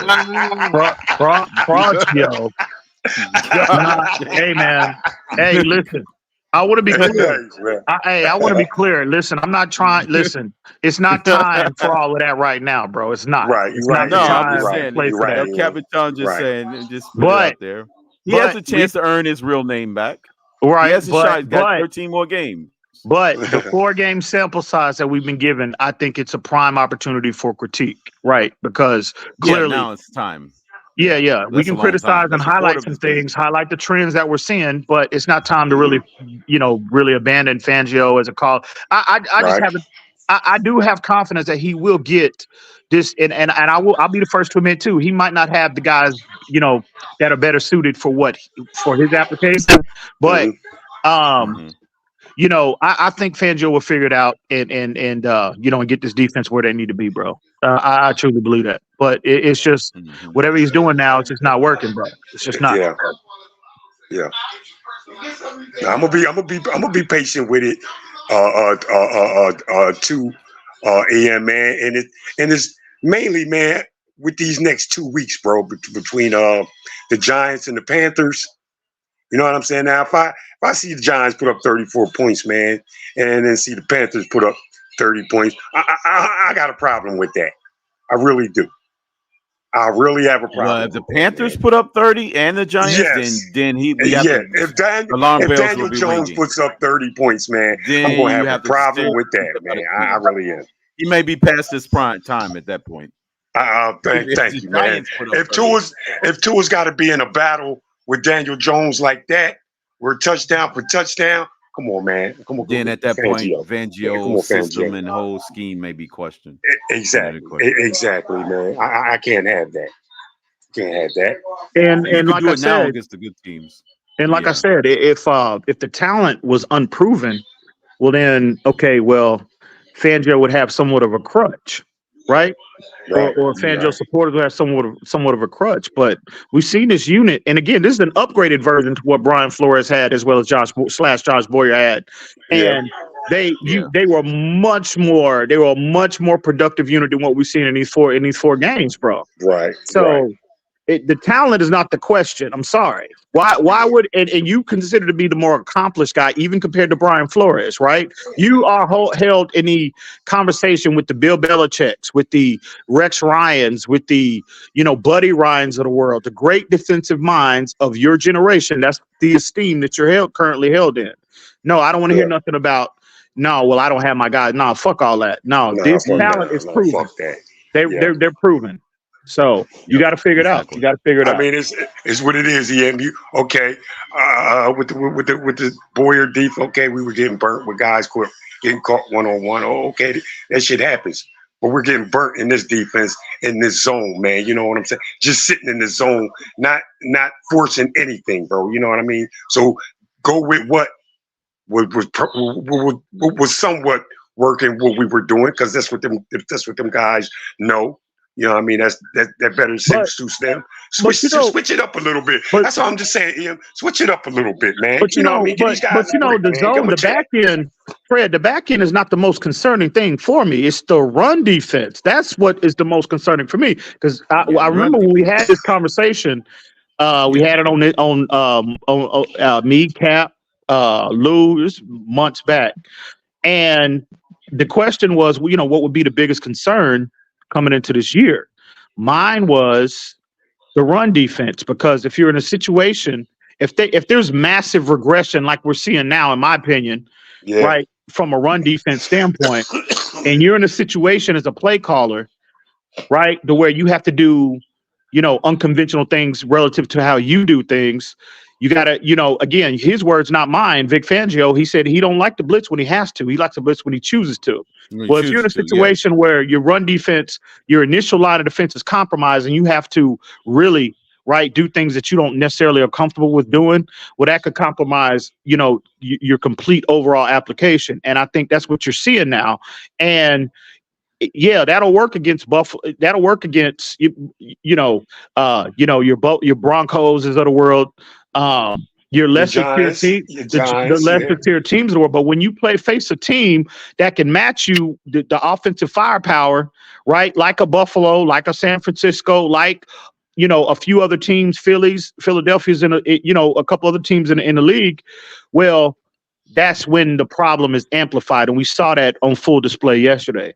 So at the end of the day, Fangio, listen, man, Mike McDaniel banged the table for you for 2 years. You got rid of Josh Boyer, ran him out of town, right? You've been calling for Vic Fangio since you got here. You made him the highest paid coordinator in the league. Wow. Man, we need more than what we're seeing now, bro. That's just reality. Wow. Highest paid. Well, Q, hold on, Fred. I want to Q's comment. Even though you said 3-1 is not the end of the world, just like last year's 3-1 was not the end of the world. But you got to remember, it's about trends. My old swimming coach used to tell me, never practice struggle. And what he mean by that, don't imprint the bad habits. Never practice struggle. If the Dolphins defense is constantly doing this, guess what they're doing? They're practicing struggle. So don't imprint bad habits, and it'll become a trend, and it'll become who you are. So no, 3-1 is good, but guess what? We was 3-1 last season, and we had a first early exit in the playoffs. So you take it for what it's worth. You got to change it immediately. The good championship caliber teams don't let a 3-1 become 3-3. That's that difference. So two things also. You have to do. 2 things also, real quick, to this point. Given the 4-game sample size we've been given. 2 things from I'm gonna mention 2 players, right? What we've learned, Christian Wilkins is not a goddamn 20+ million player. Exactly. I think that's been validated. So for all of these idiots, yesterday, Ian. For all of these idiots out there that were saying, just pay the man, please stop it. Please stop it. Right? And he had one tackle yesterday, one whopping tackle. EM. We could say the same thing about Fangio, man. Make me motherfucking the highest paid defensive coordinator, man. He didn't gave up what? How many points he done gave up in the last 2 games, bro? Oh well, again, Fred. The man is way more accomplished than Christian Wilkins. Stop it, Fred. Yeah, Stop he it. is more accomplished than Christian Wilkins. Yeah. Okay, Stop I'm just it. fucking around here. And I'm it's just only fucking $3 around. million. I'm just fucking around, And also Go ahead, man. for the portion of the fan base that want to minimize Connor Williams' presence and contribution to this overall to the O line, we saw that on full display yesterday as well. So listen. I think a lot of what we did, I think we would have lost yesterday regardless, even if we were completely healthy, because Buffalo was just on something totally different yesterday. Yeah. Give them credit. We see it all the time. Give them credit. I mean, damn, the Chiefs almost got beat by the Jets last night. You know what I mean? Right. So Exactly. Buffalo, give them credit. They were on something, and I think a lot of Buffalo's regression might have been a little, well, definitely overstated. So let's just see how it plays out. We'll see him again. We'll see him again down the road. But Connor Williams, I think a lot. He was his presence was surely missed yesterday, in particular in the run game. Yeah. He's that guy. He's that guy when you look at the tape, right? As well as others, Tyron Armstead as well does it, but in terms of consistently getting to that second level, right, that is absolutely devastating for this run game. That was surely missed yesterday because you saw guys that were, in terms of run blocking, right, a lot of what we like to do, they were stuck at the line of scrimmage, bro. There was no consistent guy peeling off and getting to that second level, picking up, addressing that second level of the defense, bro. We didn't see that with any level of consistency yesterday. So Connor Williams is the priority. Connor Williams is a big, big priority, right? And I know he has snapping issues, but I said that just a few minutes ago, man. I did that. I knew it was going to be inside pressure with Connor Williams going, man. I knew it was going to be, man, right into his grill, man. I knew it. Yeah. So yeah, man, that dude, he needs to be a big priority, moving forward. And we saw it yesterday. We saw it yesterday, and you will and see a lot of things. One thing about playing these bad teams, right? A lot of your deficiencies get overlooked, get masked, especially when you have when the offense, right? Like that, like that Denver game, and when you're playing with big leads or whatnot. When you're playing these bad teams, a lot of those deficiencies get overlooked. They get swept underneath the rug. But when you play the better teams, bro, a lot of that. That can match you personnel, especially personnel-wise. A lot of those issues and a lot of deficiencies start to surface, and we saw that yesterday. Right, AEM CB. There's a guy that goes by the name of CB83, maybe CB81 or something. He said that, who you been watching? You've been watching some of his film, or been watching his film breakdown? I don't even know. Who, I don't even know who CB83 is, bro. I have no idea who that is. But in terms of I'll address I'll generalize the question, but in terms of watching people, no, EM Dolphin, I don't have to watch nobody in this community. I think I've established myself enough in this community, right? People know the receipts are there to know my knowledge base is I rate myself up there with the best in the business in terms of Dolphin related, Dolphin centric, football related projections. So I'll leave it at that. But in terms of CB83, I don't even know who that is. He said you've been watching some of his breakdowns. I'm like, I think I heard that. I think I heard that name before, man. I ain't sure. I think I heard that name before. Yeah, it sounded a little familiar. Kind of like vague, It's a little. Can't quite put my finger on it, man. But if I think about it hard enough, I'll remember. I have no idea who that is. Miss Finn said you're a pillar of the community from day one. Oh, shout out, Miss Finn. Hey, salute to Miss Finn. Salute to Miss Finn. Keep doing your thing. Keep doing your thing. Hey, crypto panel, man. Look, man, I'm gonna get up off of here, man. I had a real good time with you guys, man. Let you guys know, man. Had fun with y'all, EM, crypto. Hey, Lewis said don't hide out no more, man. Yeah. Fred, stop that. Fred, don't do that. Stop all that hiding out. No, stop all that. I can't take but so much of y'all, man. Like I said, man, I've been out the hospital a little while, man. Fred, no. Too much I can take Fred, from y'all, man. Fred, we will meet again, man. We will meet again. Real quick, Fred. Don't come. Listen, just like last year, all in the previous years, right? When Tua has had tough games or whatnot, you on the front line. We're going to need that same energy. Right here. We're going to need that same energy, Fred. We're going to need that same energy now. Here, man. I'm telling you, man, Tua is doing what he does, but he's doing real good things, man. He's still picking things up. He's getting better at them, and hey, I got to pull for my quarterback, bro. I got to pull for my quarterback. I'm just saying, we gonna need every drop of that. Yeah, man. Yeah, he gonna need all. We gonna need every drop support, of it. man. So y'all go ahead and be cool, man. And All right, man. y'all Salute, next Fred. Salute. All right. Salute, man. Be good, man. Oh, Fred. Oh, damn. Fred made an appearance. He started to get back in here, man. What's up? That's crazy. Damn, Cruz. Welcome up. Turn up, Crypto. Turn up. Crypto, what's good, bro? What's good with you, man? No, man. Been taking it day by day, man. Just I see. Chilling out. I'm gonna be on vacation next weekend, so I'm gonna be at the game next week. So hopefully we don't have no stinker next week, man. I'm gonna be upset. That's what's up. Well, I think going into next week, we shouldn't. It's the NFL, bro. We shouldn't take any team lightly. But right? Because if you do, you will lose. Look at the Cardinals. Yeah, for sure. Cowboys.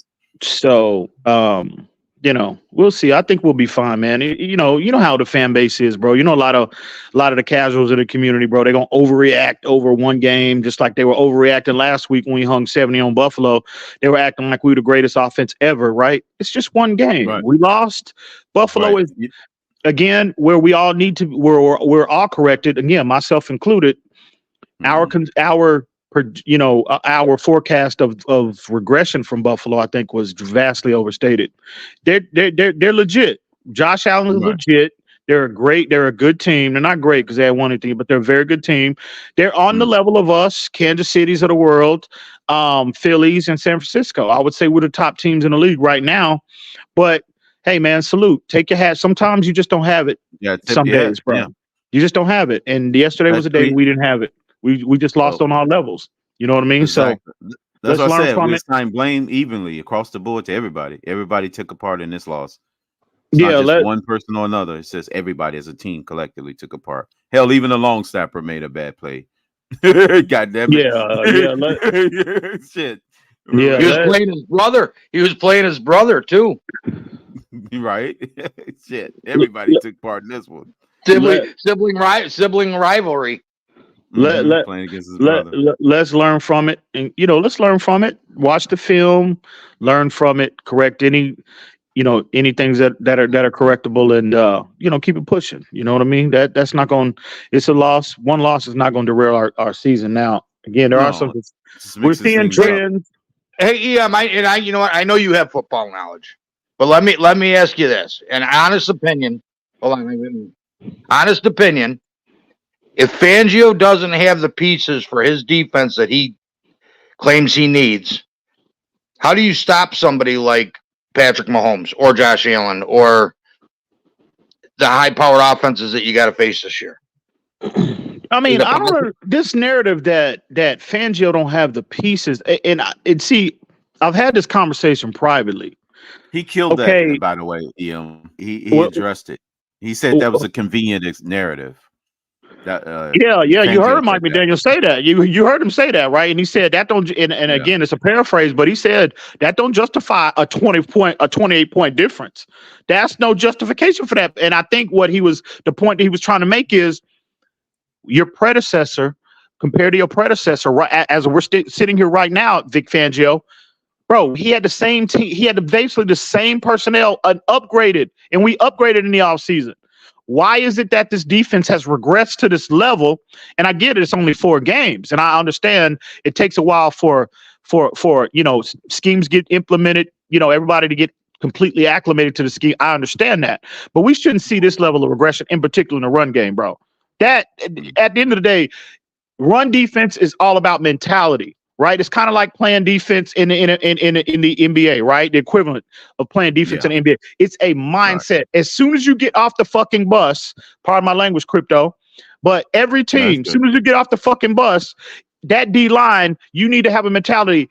You may throw for 500, but guess what? You're not running for 2 on us. You're not running. You're not going to line up and run over us. That is a mentality, bro. And I know there's different applications. Exactly. You got 1.5, 2 gap type of formats that you apply up front to address an opposing team's run game. I understand that, but that's about mentality, bro. And this team looks fucking soft in the middle of this fucking defense, and they've been exposed.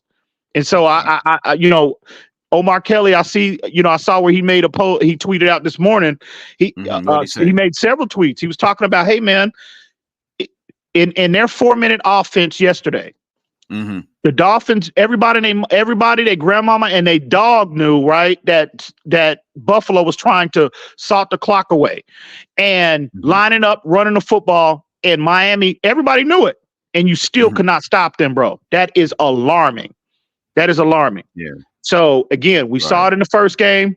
We saw elements of it in the second game. Well, not necessarily.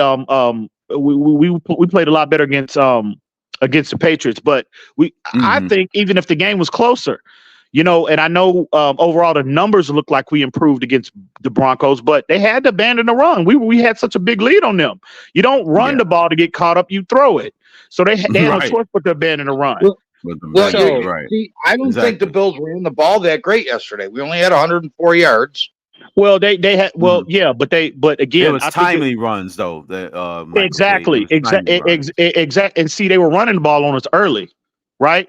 They clearly lined up early. They had a lot of success early on, and I think that got the attention of Fangio as well as the defense as a whole.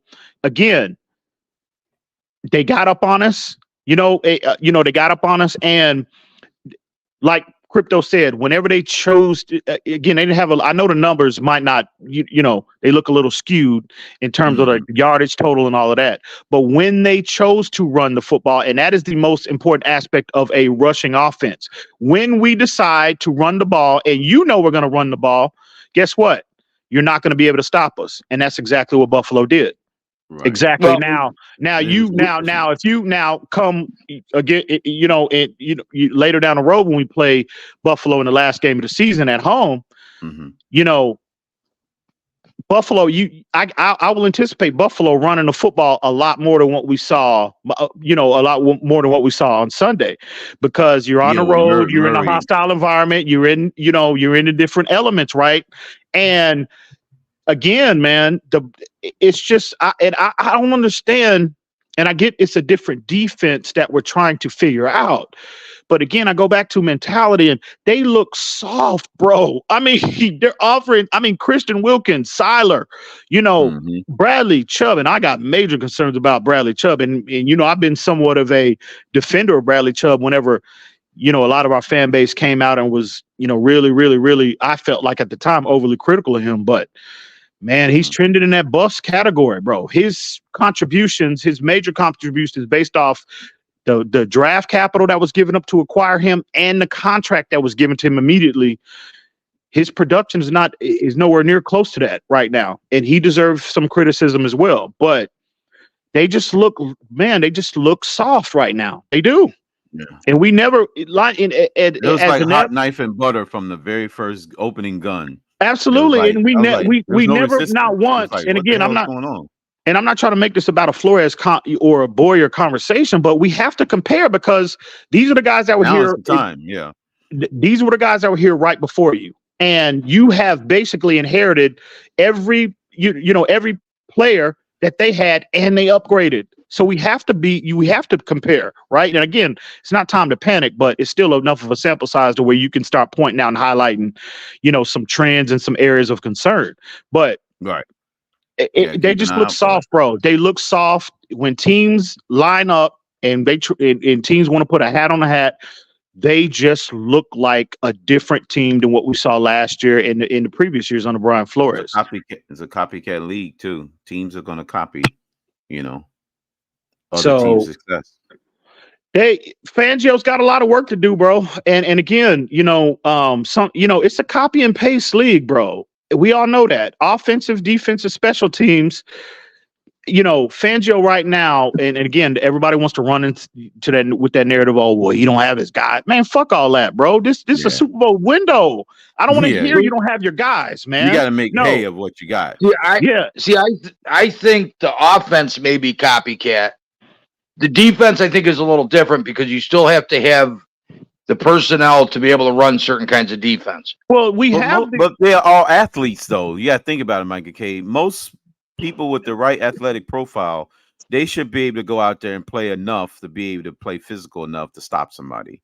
Right. Okay, but All right, but let me, like, sideline to sideline, do you think the Dolphin linebackers are as fast as Bernard and Milano side to side?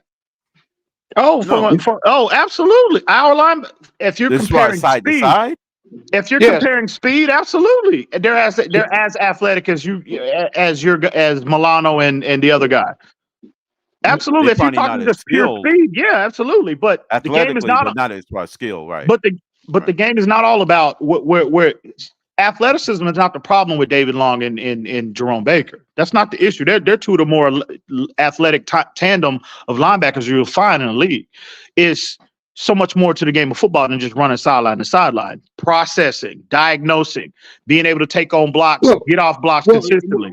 Yeah, but that's the whole thing, though. You're going to get to the sideline faster if you process faster, if you make decisions faster, if you read the defenses. You know what I mean? You're going to get to that sideline faster. Right. So absolutely. I agree with that. But Jerome Baker specifically, now David Long is a different conversation because his struggles, I don't think David Long played that bad yesterday. I thought Jerome Baker was more deficient player yesterday. I'm glad you said that because David Long, looking at his numbers, he had 7 tackles, 3 assisted. There you go. Those are David Long's numbers. I don't think David Long played that bad yesterday. Now, again, I've seen David Long play better, but I don't think linebackers in this type of game should have double-digit tackles, don't you think? Mm-hmm. Yeah, for sure. For sure. So, yeah. Zach at this point, partner, had 20 tackles in the game like yesterday. Even though we still could have lost by the same amount, he would have been saying, I'm not the one we lose. But I will say that's how Zach Thomas was. But I will say this though, in terms of like, you got to have that D line too set up to protect your line at that second level as well, bro. If your D line, I don't give a fuck if it's Ray Lewis, Zach Thomas, I don't give a fuck if it's Brian Urlacher, Dick Butkus. If that front four is not controlling and consistently resetting the line of scrimmage and keeping your linebackers clean, I don't give a fuck how good Hall of Fame linebackers, they're going to struggle. I mean, when you listen to if you've listened to Ray Lewis over the years, you listen to Zach Thomas when they've interviewed him at different points over the years, right? When they talk about their success, they always highlight those 2 interior guys up front. You heard Ray Lewis mention Tony Siragusa, Sam Adams, Haloti Ngata. You hear Zach Thomas always mention Tim Bowens, Daryl Gardner. Have you not heard him mention that and give homage to them for keeping him clean over the years, the way you can free him up, the way he can play sideline to sideline and make plays all over the field? Right. But it's difficult when you don't have that front line of defense not doing their job, right? So, but I'm not giving them a pass, right? When there's plays to be made, they need to be making them. And Jerome Baker yesterday was just, in my opinion, I think he was benched yesterday. I don't think they would come out and say that, but there was a reason why he was. They said Fangio said, come on out here, Duke Riley you up. So, but we'll see. Again, it's one game. It's a 4-game sample size. I'm confident based off who Vic Fangio has been in this league, he will get this ship turned around and get this defense where they need to be to where we can have a complete team and we can have a complete, that way we can compete and win it, hopefully, and win at the highest level. But as of right now, there's just work to be done, bro.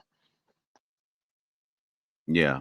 There was some alarming things even in that even in that 70-point win or 70-20 game that we've overlooked because that margin masked a lot of things that we had to clean up. And we just kept rolling and saying, hey, we can just do it. It's kind of like you watch basketball, kind of like the Warriors, the Golden State Warriors, right? When they was just hitting bombs 3-pointers away out the 3-pointers, Steph and Clay, and they was just going at it. Let's lighten teams up just from the 3-point, right? They were going these barrages. And then next thing you know, defensively, nobody knew that they had a problem defensively, even though Draymond Green was there, right? Mm-hmm. But that's kind of how that 70-point game, it felt like an old Warrior game where they just bombing people away and, not realizing the deficiencies on defense. And then when you got a good team that can exploit it, then you lose. You meet somebody like the Cavs in the finals in Game 7, and you end up scoring 90 points against them. Yeah, you see what I'm saying? It's kind of like that.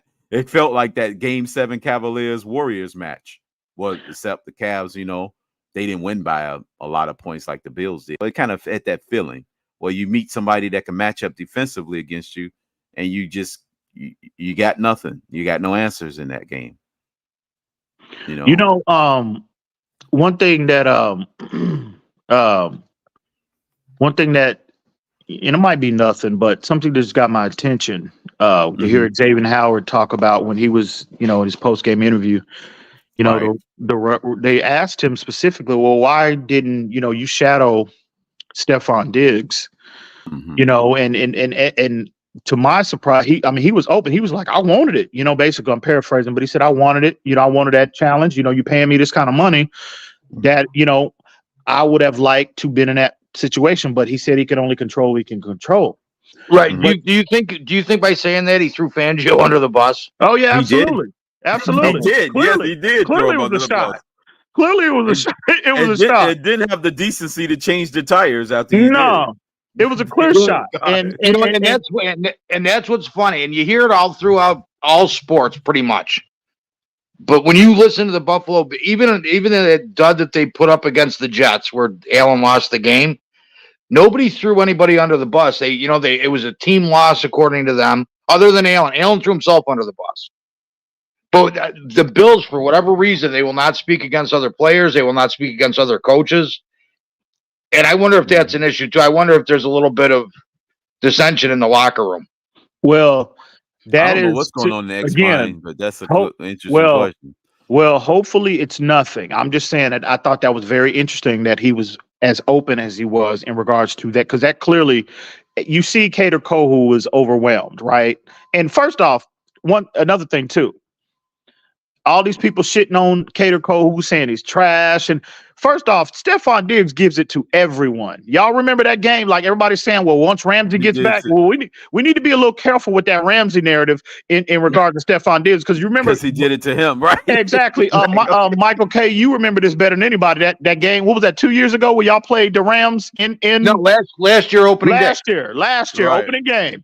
The spin cycle that he had Jalen Ramsey in that game, bro, he gives it to everybody. Exactly. So again, we shouldn't be overacting and just absolutely say that Kader Kohu is garbage. He's been our best DB all year, right? See, the problem with that though, EM, is Ramsey brought that on himself by comments he made when Allen was drafted, calling him trash. About Allen?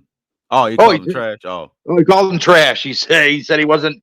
Something like he probably wasn't a third rounder or something, or fifth rounder. I remember that. He said he was garbage. I remember that. But still, he put him in a spin cycle. He had him on skates all night. So my point is, the point I'm trying to make here is that like everybody's shitting on Kader Kohu and calling him garbage. No, Kohu is a solid player. He got, bro. We've seen Stefan Diggs put Xavier Howard in a blender, bro. In the spin, put him on the spin cycle too. So listen, but where I'm critical of Fangio is you needed to, bro, in that game, you clearly saw Kohu did not have it. I think his confidence was shaken. He started getting these penalties, passing. I think he got 3 yesterday. And Stefan Diggs is one of the top 5 receivers in the league, bro. He's going to give virtually 99.9% of every cornerback in the league the business. But Fangio should have. If what you're doing is not working, you got to be in a situation where you're adjusting in real time. You need to make in-game adjustments, and you should have that's just would have been an alternative to what they were doing. You got to be in a situation where you're doing that, bro. You can't just formulate a blueprint Monday through Saturday, and just roll with it. No, you got to have contingencies in place in the event the initial application is not working. And you clearly didn't see that on his end, really, to some degree on Mike McDaniel's end. McDaniel was somewhat compromised. But okay, what's that? Oh, exactly. No, go ahead. Well, they didn't give Kohu any help. They didn't give Kohu any help either. Yeah, they left him on the island, bro. I mean, and again, I'm a big Kohu fan, but at the end of the day, you have to have a contingency in place in the event the initial plan does not work, bro. If you are as good as you say you are. And I'm not doubting Fangio, but I just think he dropped the ball yesterday in several instances, in my opinion. So another thing too, crypto, Michael K. Well, not Michael K, because you're not a Dolphin fan, but to everybody that's listening, somebody needs to go to the bench because Andrew Van Ginkel needs to be a starter. In my opinion, he's the most natural pass rusher that you have on the roster. He's not the biggest, he's not the strongest, he's not the fastest. But in terms of lining up one-on-one, I think he's the best out of all your rushers right now. Somebody needs to go to the bench, whether that be Jalen Phillips or Bradley Chubb. It makes no difference to me. It makes no difference to me. But one of them, somebody has to go to the bench because Van Ginkel needs to be on the field for 95% of the snap count. Yeah. Well, you know what impressed me though is he doesn't give up because both his sacks were coverage sacks, and he didn't give up on the play, and he got to Allen. He did not give up, and our line couldn't hold him back for more than 4 or 5 seconds. Yeah, man. That's his heart. That was impressive to me. And I told Al Crap last year that Van Ginkel was something special. Yeah, he's a man. He's been flashing. He's been flashing since day one, though. Since he's been here. You know what I mean? Yep. And he was a 5th round pick, and we saw him flash on the floor as we're seeing him flash now under Vic Fangio. He's just a football player. He's one of those, and again, I'm not trying to, I fucking hate the Patriots. We all know that. But he reminds me a lot of those when the Patriots were at their height. In Michael K., you remember too, when they were at their most dominant defensively, they had those players that could interchange on the first and second level of the defense, like with Teddy Bruschi, with Mike Vrabel, with players like that Van Ginkel is one of those guys, bro. He's just a football player, and he's not dominant at one thing, but he's very good at everything. You know what I mean? Right. Absolutely. 100%. And as of right now, due to the lack of production you're getting at your other 2 options with Chubb as well as Jalen Phillips, bro, you got to make that switch. I don't give a fuck about the contract you gave Chubb. I don't give a fuck about Jalen Phillips' draft status. I don't give a fuck about that. We have a Super Bowl. We feel like we have a Super Bowl chance. We got a Super Bowl window. The Super Bowl window, yeah. I'm sorry. I'm not going to sacrifice our potential Super Bowl window based off Jalen Phillips's 18 overall draft status or the contract you gave fucking Bradley Chubb. I'm not doing it. If Van Ginkel is a better solution, which he clearly has proven, and go back to the offseason, you heard all the B-writers talking about how Van Ginkel was just flashing daily. He's your most consistent guy at that position right now, and on the unit that is struggling the most. So you need a spark somewhere, and I think you need to start by putting one of them other motherfuckers on the bench and leave them there until you are proven that you are a better option than what Van Ginkel is giving us right now. You good point, EM. Hey, I got a quick question, EM. Now, we know the success that A-Chain had, right? I've been pounding the table for him to become elevated to number 1, RB1 now. I think he answered the question about being undersized. He obliterated that narrative about tough running inside the tackles. He can run inside and outside. And he's shown the ability to house it, to be able to take the distance, to blow the top off defenses with his running. I think it's now time to really consider about putting him and elevating him to RB1 because he's too inconsistent when it comes to his touches. I don't know. Well, it's just me. Well, first off, I'm in a complete agreement with you, Crypto. I want to be clear though. I'm a Mostert fan. I'm not going to sit here. He had a bad game. I'm not going to just forget about his contributions overall, what he's been. Oh yeah, sure. Last year as well as now. But when you just look at player by player, and I was paying very close attention to both of those players yesterday. And clearly, Mostert, the moment, I think, got the best of him. Clearly, it got the best of him. And for whatever reason. Now, he's the veteran guy, right? He's the veteran guy compared to the rookie. But when you look at, Devon Achane, and you heard Mike McDaniel talk about, it's a reason why he mentioned that the moment was not too big for him yesterday. You heard him say that, right? In his presser. He said that. Right. And then that A and then B, you just look at the overall skill set. And as athletic as Mostert is, I just think Devon Achane is just a more complete back. I think he has better vision. He's now got the every down potential now. Absolutely. I see it now. I finally see that every down potential now. Absolutely. And long as he has absorbed the playbook and he's able to regurgitate that on Sundays, there's no conversation that needs to be had. He's the more explosive guy. As athletic and explosive as Mostert is, bro, look at him. Look at the burst when A-Chan has the ball in his hand. He looks like Tyreek Hill running the football. Looks like That's Waddle what he looks like. Tyreek. Right. I'm like, damn. And again, Mostert is athletic as anybody in the league, but there's levels to this. Yeah, and this kid has shown, especially in these last two games, he's the better option right now. And now that to me, he's according to Mike McDaniel, again, it's a paraphrase, but I think the point that he was trying to make, I think the game is starting to slow down for him. He's absorbed enough of the playbook to where they're comfortable with increasing his role. But I think moving forward, I would look to accelerate his presence in this offense, bro. I would make that move. That would be definitely at the top of my agenda if I'm Mike McDaniel moving into next week, going into with the Giants. I think next week is a perfect opportunity because it's going to be more of a run base. They're going to be running the ball a lot. We're going to run the ball. But I think it's time to try to really experiment with them even more in next week's game. One thing I want to see him do, one thing I want to see Mike McDaniel do as well, Crypto, is start incorporating him more into the passing game, bro. Line him up outside and have him run some routes. That was a strength of his at Texas A&M, and we heard all offseason, your Omar Kelly's, your Joe Shads, your Alan Pupars, they could only mention so much, but they kind of indirectly mentioned about how formationally they were lining him up in virtually every position, right? So I want to see them incorporate him more in the passing game because I think he can be just as dynamic because I think he's good. He's excellent in space. I think his hands are underrated. And run him on the wheel route. The sky's the limit for this kid, bro. The sky's the limit. He and again, credit to him, bro. He has picked that, bro. He has kept his head down. Went and considering a third-round rookie coming into a more established group overall, the running back unit, right? A lot of some of the fan base don't have much of a favorable opinion of the running back room as a collective, but I do.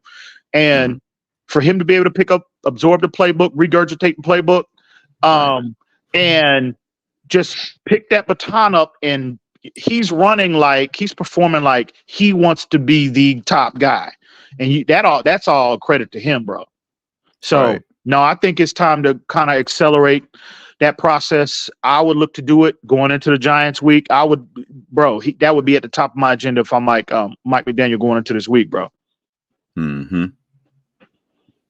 Yeah, that's definitely something to consider. Because he's shown from week one that he's got a good grasp of everything as far as being in that position. And then just let Mostert do some like the relief pitcher, come in from time, give him a breather, It's not we totally taking Mostert completely out. Just let Mostert be the one to be the relief pitcher. Yeah, absolutely. Mostert can still have a very important role in this.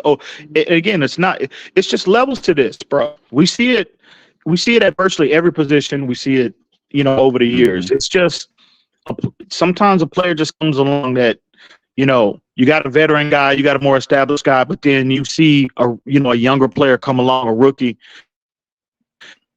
And they just have it, bro. And you have to, you can't let Mike McDaniel can't let his personal feelings, that he has for Raheem Mostert kind of cloud his judgment. That whole San Francisco thing. Yeah, exactly. Exactly. If he's the best option, which he clearly is, bro, there's no conversation that needs to be had. No. And Mostert, it's not like we're cutting Mostert or getting rid of him. No, he still can be highly productive as the number 2 guy. And that might be better suited for him considering his advanced age relative to the running back position anyway, right? Him coming in and being a relief guy. Let the rookie, let the younger legs, let the player with less tread on his tires, right, assume a bigger portion of the responsibility. And again, that's all predicated on if he has truly, if the game, if he's playbook wise, because another thing too, we hadn't seen him in this, we hadn't seen him in that, format yet, but in terms of blitz pickups, right? Knowing your assignments and all that's something too, that's extremely important. moving forward. But if he's done that, if he's showing you that in practice, but in terms of running the football, the player skill sets, there's no conversation that needs to be had. He's clearly the best option. Right. What do you think about you remember it's like the 6 or 5 minute mark. I thought it was actually like 6 minutes ago in the game, right? And Tyreek and Waddle got taken out, but they you know what, Crypto? Yeah, why did they do that? CBS didn't do you guys any favors by putting them on a close-up sitting on the bench with their helmets off. Right, they didn't. What was that? And I saw that at the 6 minute mark, happened? and it was alarming. What happened? What happened? Tyreek and basically he's just called it a game for the wide receivers for Hill and Tyreek. They was done for the day, and they kept Tua in. I was like, why are you doing that? Why are you keeping your starting quarterback in? You're gonna take his receivers out of the game. Well, now the narrative is that they're saying McDaniel was padding to his stats, which is bull. You know what? It's bullshit because if you're going to pad to his stats, you're going to leave the two receivers in there.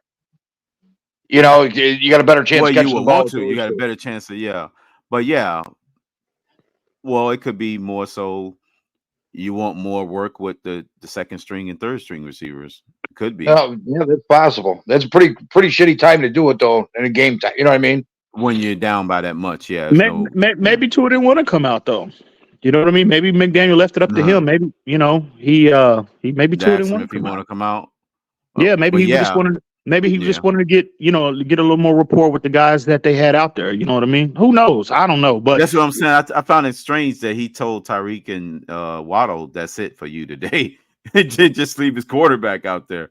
And then, as you know, the Bills was getting a lot of pass rush on him at that point in the game, and it was a risk of him being injured. You know what I'm saying? Fucking Liam, pull the plug together. Speaking of that, fucking Liam Eichenberger's got to go, bro. I mean. They've tried that motherfucker bro.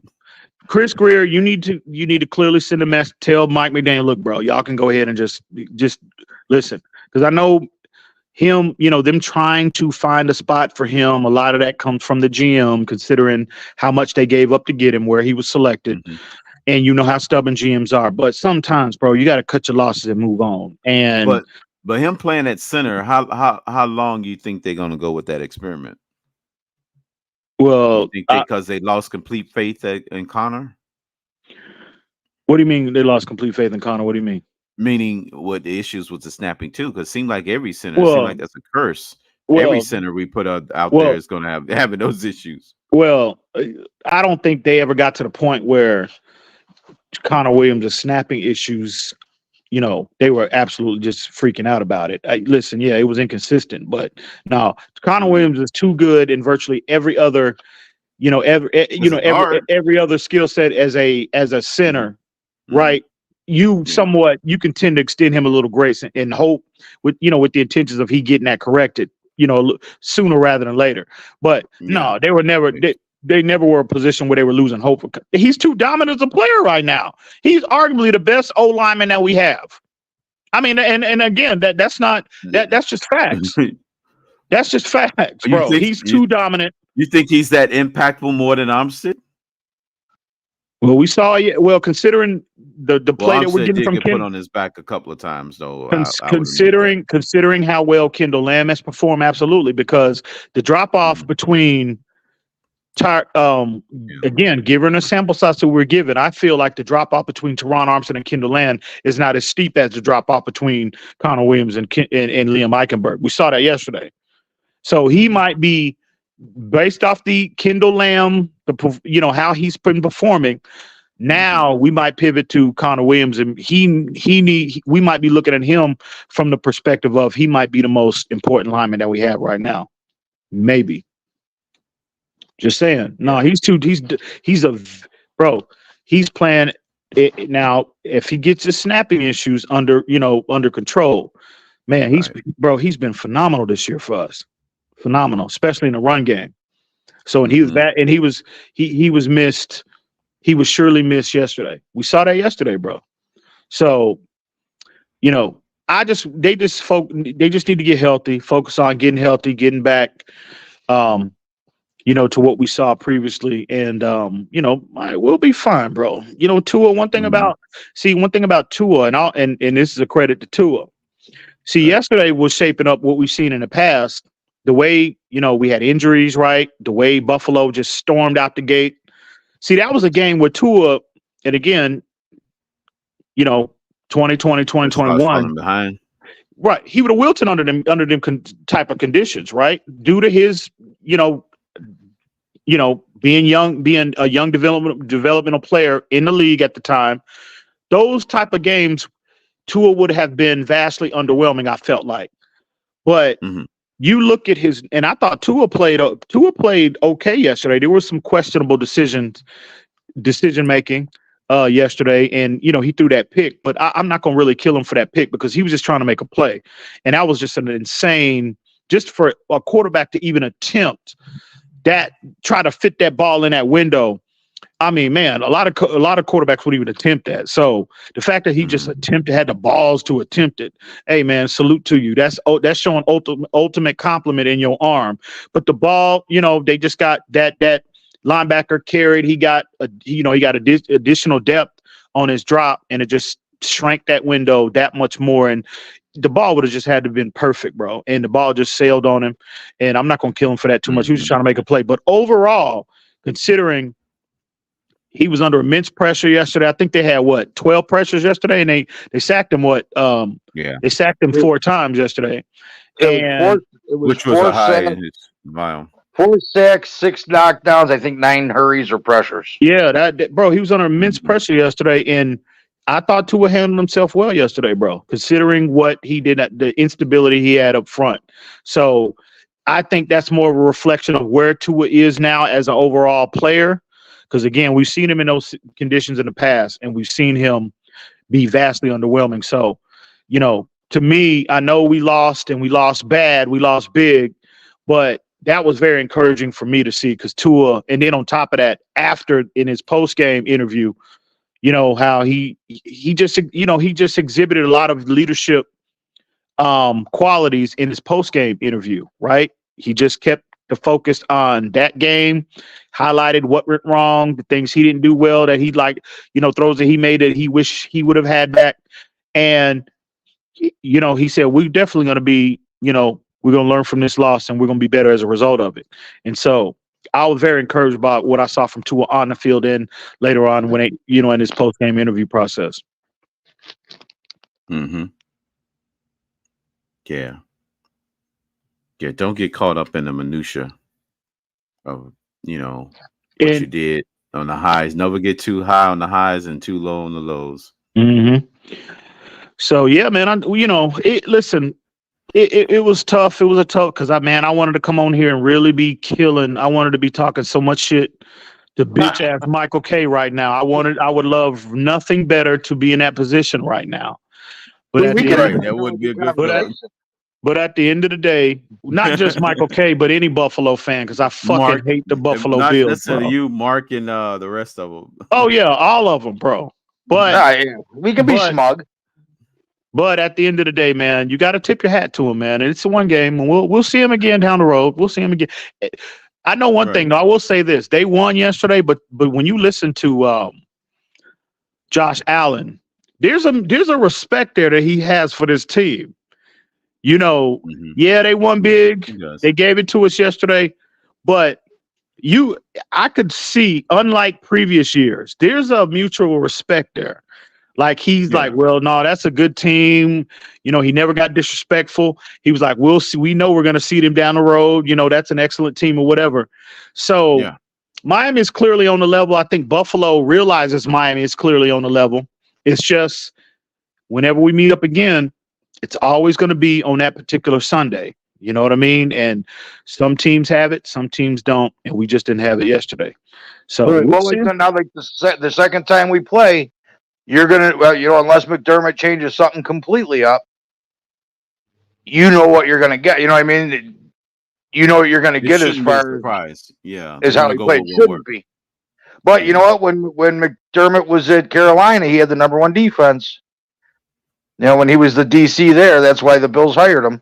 You talking about when he was there with the Commanders Cam Newton, coach? I think it was a Super Bowl. It was a Super Bowl was year. it that year? Yeah, he was 3 or 4 years. He was there as the DC. What's his name was the coach, right?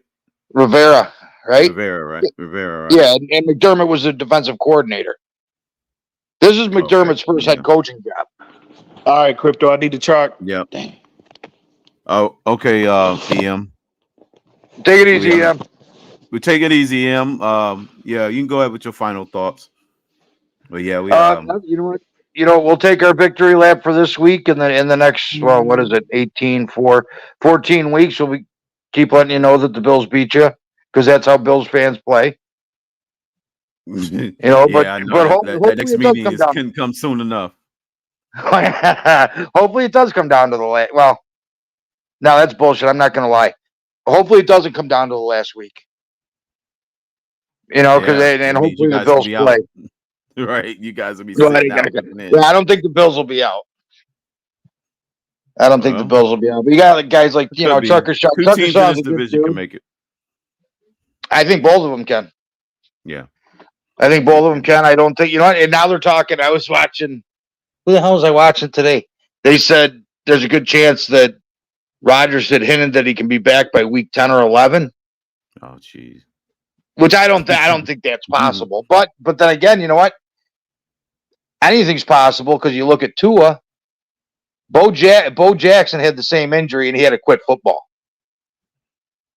Yep. You know what I mean? So you look at that. If Tua's injury happened 15, 18, 20 years ago, he would have never played football again. So unless there's some that would have been career ending. Yeah, he would have been done if it was that long ago. Because modern science helps him recover faster. Right, and I guess there was one dude that did come back within 4 months from an Achilles. And Rodgers named him. I couldn't remember his name. I mean, he can. I mean, theoretically, I guess you're saying it's possible, but I'm looking at about what 5%, 6% chance. I don't think it's that. I don't think it's that. We had Bakker last year. We cut him. He had the Achilles. He was gone for more than a year. Mm-hmm. I think so. I don't know. I mean, maybe he's just giving hope. But they said today, cornerback. Well, it wasn't Achilles for your cornerback, right? Well, he was in a lot. Oh, I don't. Yeah, I think it was. I didn't hear. I haven't heard yet. It wasn't Achilles, but we don't know if it was season ending or which probably is. Hey, the way he threw his helmet, I was suspected his season injury. He knew right away at that moment he was done. The way he flung his helmet like that. And that's what makes me wonder, because when it happened to Rodgers, he didn't have like a reaction of pain at all. No, he didn't. You know what I mean? So was that a reaction of pain, or I had a phone call. Did somebody need to be brought back in? I don't see anybody back here yet, but no. EM was just up. He we're just shooting the shit. I didn't know nobody in the back. I didn't see nobody in the thing. I just looked at the private chat. I didn't think nobody wanted. It was Miss Finn's. It was about over an hour ago, but she was up here already. Oh, okay, gotcha. She was in, but yeah, I was just getting everybody's final thoughts. We took a good one. I guess Michael K wasn't a sore winner, so we appreciate it. At times, I figured a little joshing would go around. Hey, look, we got a lot of crow to eat this week, and it's right. We had a lot of crow. Just like I said, sword, you know what I mean? These two teams was on a campaign, and the polls closed after Sunday, and we were short on the we were short on the electoral college. See, well, you're right, Crypto. You know what? How they respond next week is going to be the true tell of what your team's made of. Yeah, right. Yeah, the Bills laid a complete egg on, even though it was Josh Allen that laid the complete. You know what? And we will call it Josh Allen. Josh Allen laid a complete egg opening night, and since then he's only, I think. Well, I'm trying to think what the stats are. He's only back in the conversation. Put it like that. We can say that much. He's gotten back in the conversation the last 3 games he's only had 6 off-target throws. That came from Pat McAfee today. I don't know what they have. It was like 60. I don't know, 69 to 75 or something. Maybe him and Fangio got an under the table deal where he's trying to help him out. Well, he hammered Fangio last time he played him. That's what I'm saying. They got some kind of backdoor deal where he's going to help him get back in the conversation of MVP if he just bows out in the next one. I don't know. Now they're talking McCaffrey. McCaffrey's up there now. Yeah, McCaffrey. Yeah, he could be the first running back to win MVP. That's possible. He's having a hell of a season. Yeah, and that's what they're talking about. He's got him. To be honest, I was wrong on that one. I really thought his career was over. I thought he wasn't going to survive after the Carolina. I'm pretty much eating crow on the McCaffrey thing. I thought his career was done. See, the problem with all his injuries, but he's staying healthy. That's what I'm saying. He's proving me wrong. I thought he was it. When running backs have that many injuries, they don't come back like that. Especially having a season he's having. Yeah, plus plus being in California is probably a little easier on his body than the humid coastal states. Right, yeah. That's true. Yeah. It's probably a lot easier out there. The right conditions. Yeah, you can say that. Tua going to dominate the Giants. His fanboys going to be, and his fans are going to do what? Wait a minute, what do you say, B2?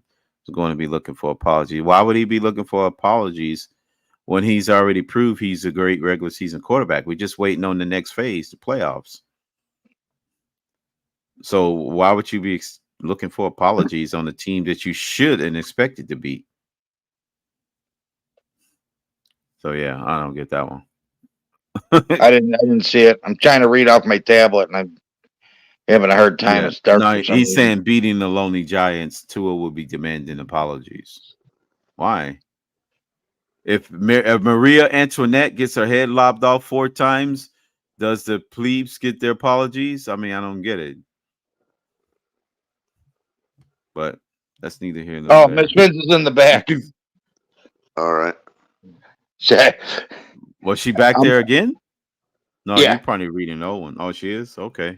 No, I am, because I have to come back. Oh, she's back again. Okay. Yeah, I'm back.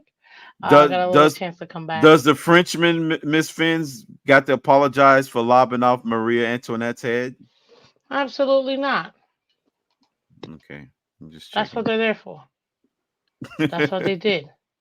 It is what it is. No, I just wanted to say now that I have a chance to say it. And guys, listen, I have my Super Homer hat on, so be mindful with what I say right now, and do not take it out on me or the show. But I have to say this. Congratulations, Bills fans, on your Week 4 Super Bowl win. Yeah. You got it. Okay, congrats. Moving on, please. You guys don't even come close to being as good as we are, okay? Not even as close. It is what it is. Congrats, hanging up your Super Bowl banner in Week 4. Congrats. It was no Super Bowl banner. You know what I'm thankful for? No, I said that because every time you guys, and not you, Michael K. Well, not just you, Michael K. I mean Bills fans in general always want to say something about the Dolphins. Whenever we do something, we don't get much. But whenever we do something, we're feeling ourselves and we're happy. Congrats on your Week 3 Super Bowl banner. Always. And not just you guys, Pats fans too, Jets fans. And I'm the Jets fans was doing it last night, and they almost beat the Chiefs. Exactly. They was yelling Super Bowl last night, literally. So I had to say where the hell is this coming from? No, and that's fine. I had to say it. And that's fine. But if you want, if your 1,000 subscribers want a real treat, I'll see if I can get a Josh Allen jersey instead. Nah, I'm good. Okay. I don't like Allen or anybody else. JC said Miss Finn said Super Bowl after Week 1. Of course I'm gonna say Super Bowl. I said Super Bowl before Week 1, sir. Exactly. Before week 1. I already bought my tickets to Las Vegas. Not really, but you know what I mean. Like, hell, Lewis was just in Las Vegas. He already partied early. Lewis already got his lawn chair ready for the Super Bowl party we're about to have in Las Vegas. Book it, people. So again, congrats, Bills. I got an actual honest question. I got an actual, and I don't know if around dog. I mean, obviously, I never heard on the panels. But how come? And one of the Miami linebackers went to Von Miller's pass rush summit over the summer. How come Chubb and Phillips? How come none of those guys went? Whose linebackers? Our linebackers? Well, even your defensive ends, because I know Chubb and Von Miller still talk. Okay. You know what I mean? So you think. Yeah. And well, in fact, he just had one of his vlogs on when he had his surgery, and he asked if there was a Bradley Chubb jersey in there or something in the doctor's office. But I'm wondering why, other than the one linebacker, and I don't even know if he made the team or if he's on the practice squad. He was at the Von Miller Pass Rush Summit, but your big name guys weren't there, and I'm wondering why. You know, was it professionals? I mean, I don't know, man. Why would that guys need to be there? Well, because all the big names were there. Good for them. I'm just, Miss Fins, why are you getting an attitude? No, I'm just saying. You know what? I'm glad they weren't there. I'm glad they weren't there because obviously it helps because everybody else is getting to Josh Allen. Because you'd be scared. But that's the whole reason. I don't understand why they wouldn't go. You know, you get Max I don't know these people's personal lives, man. I don't know these people's personal lives. If they want to do it, all I know is they get paid millions of dollars to play a ball game. So that's all I know. That's the only thing I can say. You're right, Ms. Fins, but what I'm saying is it's designed to help pass rushers be better. Well, to each their own. Just like the tight end, whatever the tight end view is or whatever that Kittle has, and Greg Olsen or it's not Olsen. It's I know who you're talking about because I saw like a video or something like that. Yeah, Kittle, Greg Olsen, and somebody else. Right. That has it, but that's what I'm wondering. Because I guarantee that were your guys there? Were your guys there? A lot of them were. In fact, we cut one of them, Boogie Basham. Well, good for them. Good for them. Oh wow, Miss Fins. You almost sound like you're a little agitated. No, not at all. Remember, I told you I have my Super Homer hat, so 1,000% super over ridiculousness right now. Well, you are absolutely because actually Greg Russo's having a crazy year this year. He all right. We got the better one, so. Stats don't say so. Well, we got the better one. He's dealing with a little injury, but we got the better one. We'll see at the end of the season. Listen, we have the better Hurricane. Again, yeah, we do. Again, congratulations on. Well, you just got the one that played more games. Week 4 Super Bowl, and now you finally got to play against a real team, not other teams like you did earlier in the season. And guess what? You know what? Now you guys get to build on this. Maybe go on a little run. I'm very, very, curious to see how you guys do. Miss Fins, Hey, Miss Fins, we've been on a run for the last 3 years. Have you? Because every time all I hear is 13 seconds, and you're right. So absolutely, so absolutely. Where's the run? Listen, and I got to respect you a little bit. But you know why you didn't get the 13 seconds? Because it doesn't matter in the regular season. 13 seconds only matters in the playoffs. 13 seconds don't matter, period, if you're going to lose. Are you kidding me? Exactly. It don't matter if it's a regular season or the playoffs or the Super Bowl. Y'all just run faster towards getting your, perfect lawn chair into being able to watch the Super Bowl, with us in the last few years. That's all you do. You just go further and spend more tread on your tires than we do. That's all. You know what else? You know what else I don't get to hear you say anymore? We're gonna make it happen. You'll see. Hey, Shake Money. Welcome, what's up, Shake Money? What's going on, guys? Hey, I haven't had a drink. Hey, Shake Money. I haven't had a drink yet. Shake Money. Damn. You should have some water, man. I'll be getting one. I'll be getting one in a couple of minutes. I'll be getting some eggnog. I was gonna say, Crypto. I'm gonna follow your lead, Crypto. So just let me know. All right. Yeah, we're gonna be closing it down in about 3 more minutes. So we appreciate everybody coming by. JC is a late comer, so we appreciate it. Congrats on you guys win. You know, you guys won this first part of this campaign. The ballots have been all turned in. We're demanding a recount on January the 8th. So the recount's coming on January the 8th. So be prepared. Campaign's restarting again. We're gonna beat the Bills. What was that, Shake? Shake. Stop the count. Stop the count. Right. Somebody already said Armstead ruled out against the Giants. Yeah, he's out. I already Yeah, he's said out. he He's shouldn't done. have played, period, but it is what it is. Yeah, he's out. It's time to move on from him now. We got to really start looking at alternative now, because he's not reliable. He's about to become my next DVP in a minute if he don't get his act together. So to that level, Crypto? Yes. Because we all know DVP hurt your heart.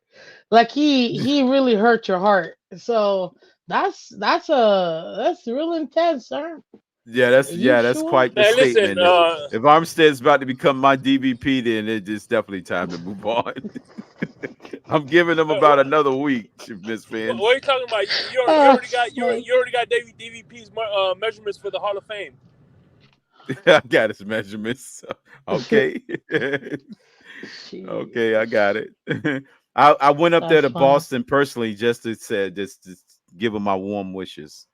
You know, that was my trip to Boston all about. No, he went. No, okay. He went with to Taylor to get his suit measurements and his head measurements for the bus. Right, the bronze statue. You know, I find it funny when people say, real quick, guys, because this involves specifically Bills fans and Dolphin fans. Why you too, Michael K? Yeah. Go ahead, I'm listening. Exactly. What is it with this whole you've never seen a Super Bowl win? Listen, my parents may not have been born at the time when that sucker happened. I don't know. I don't remember when they were born.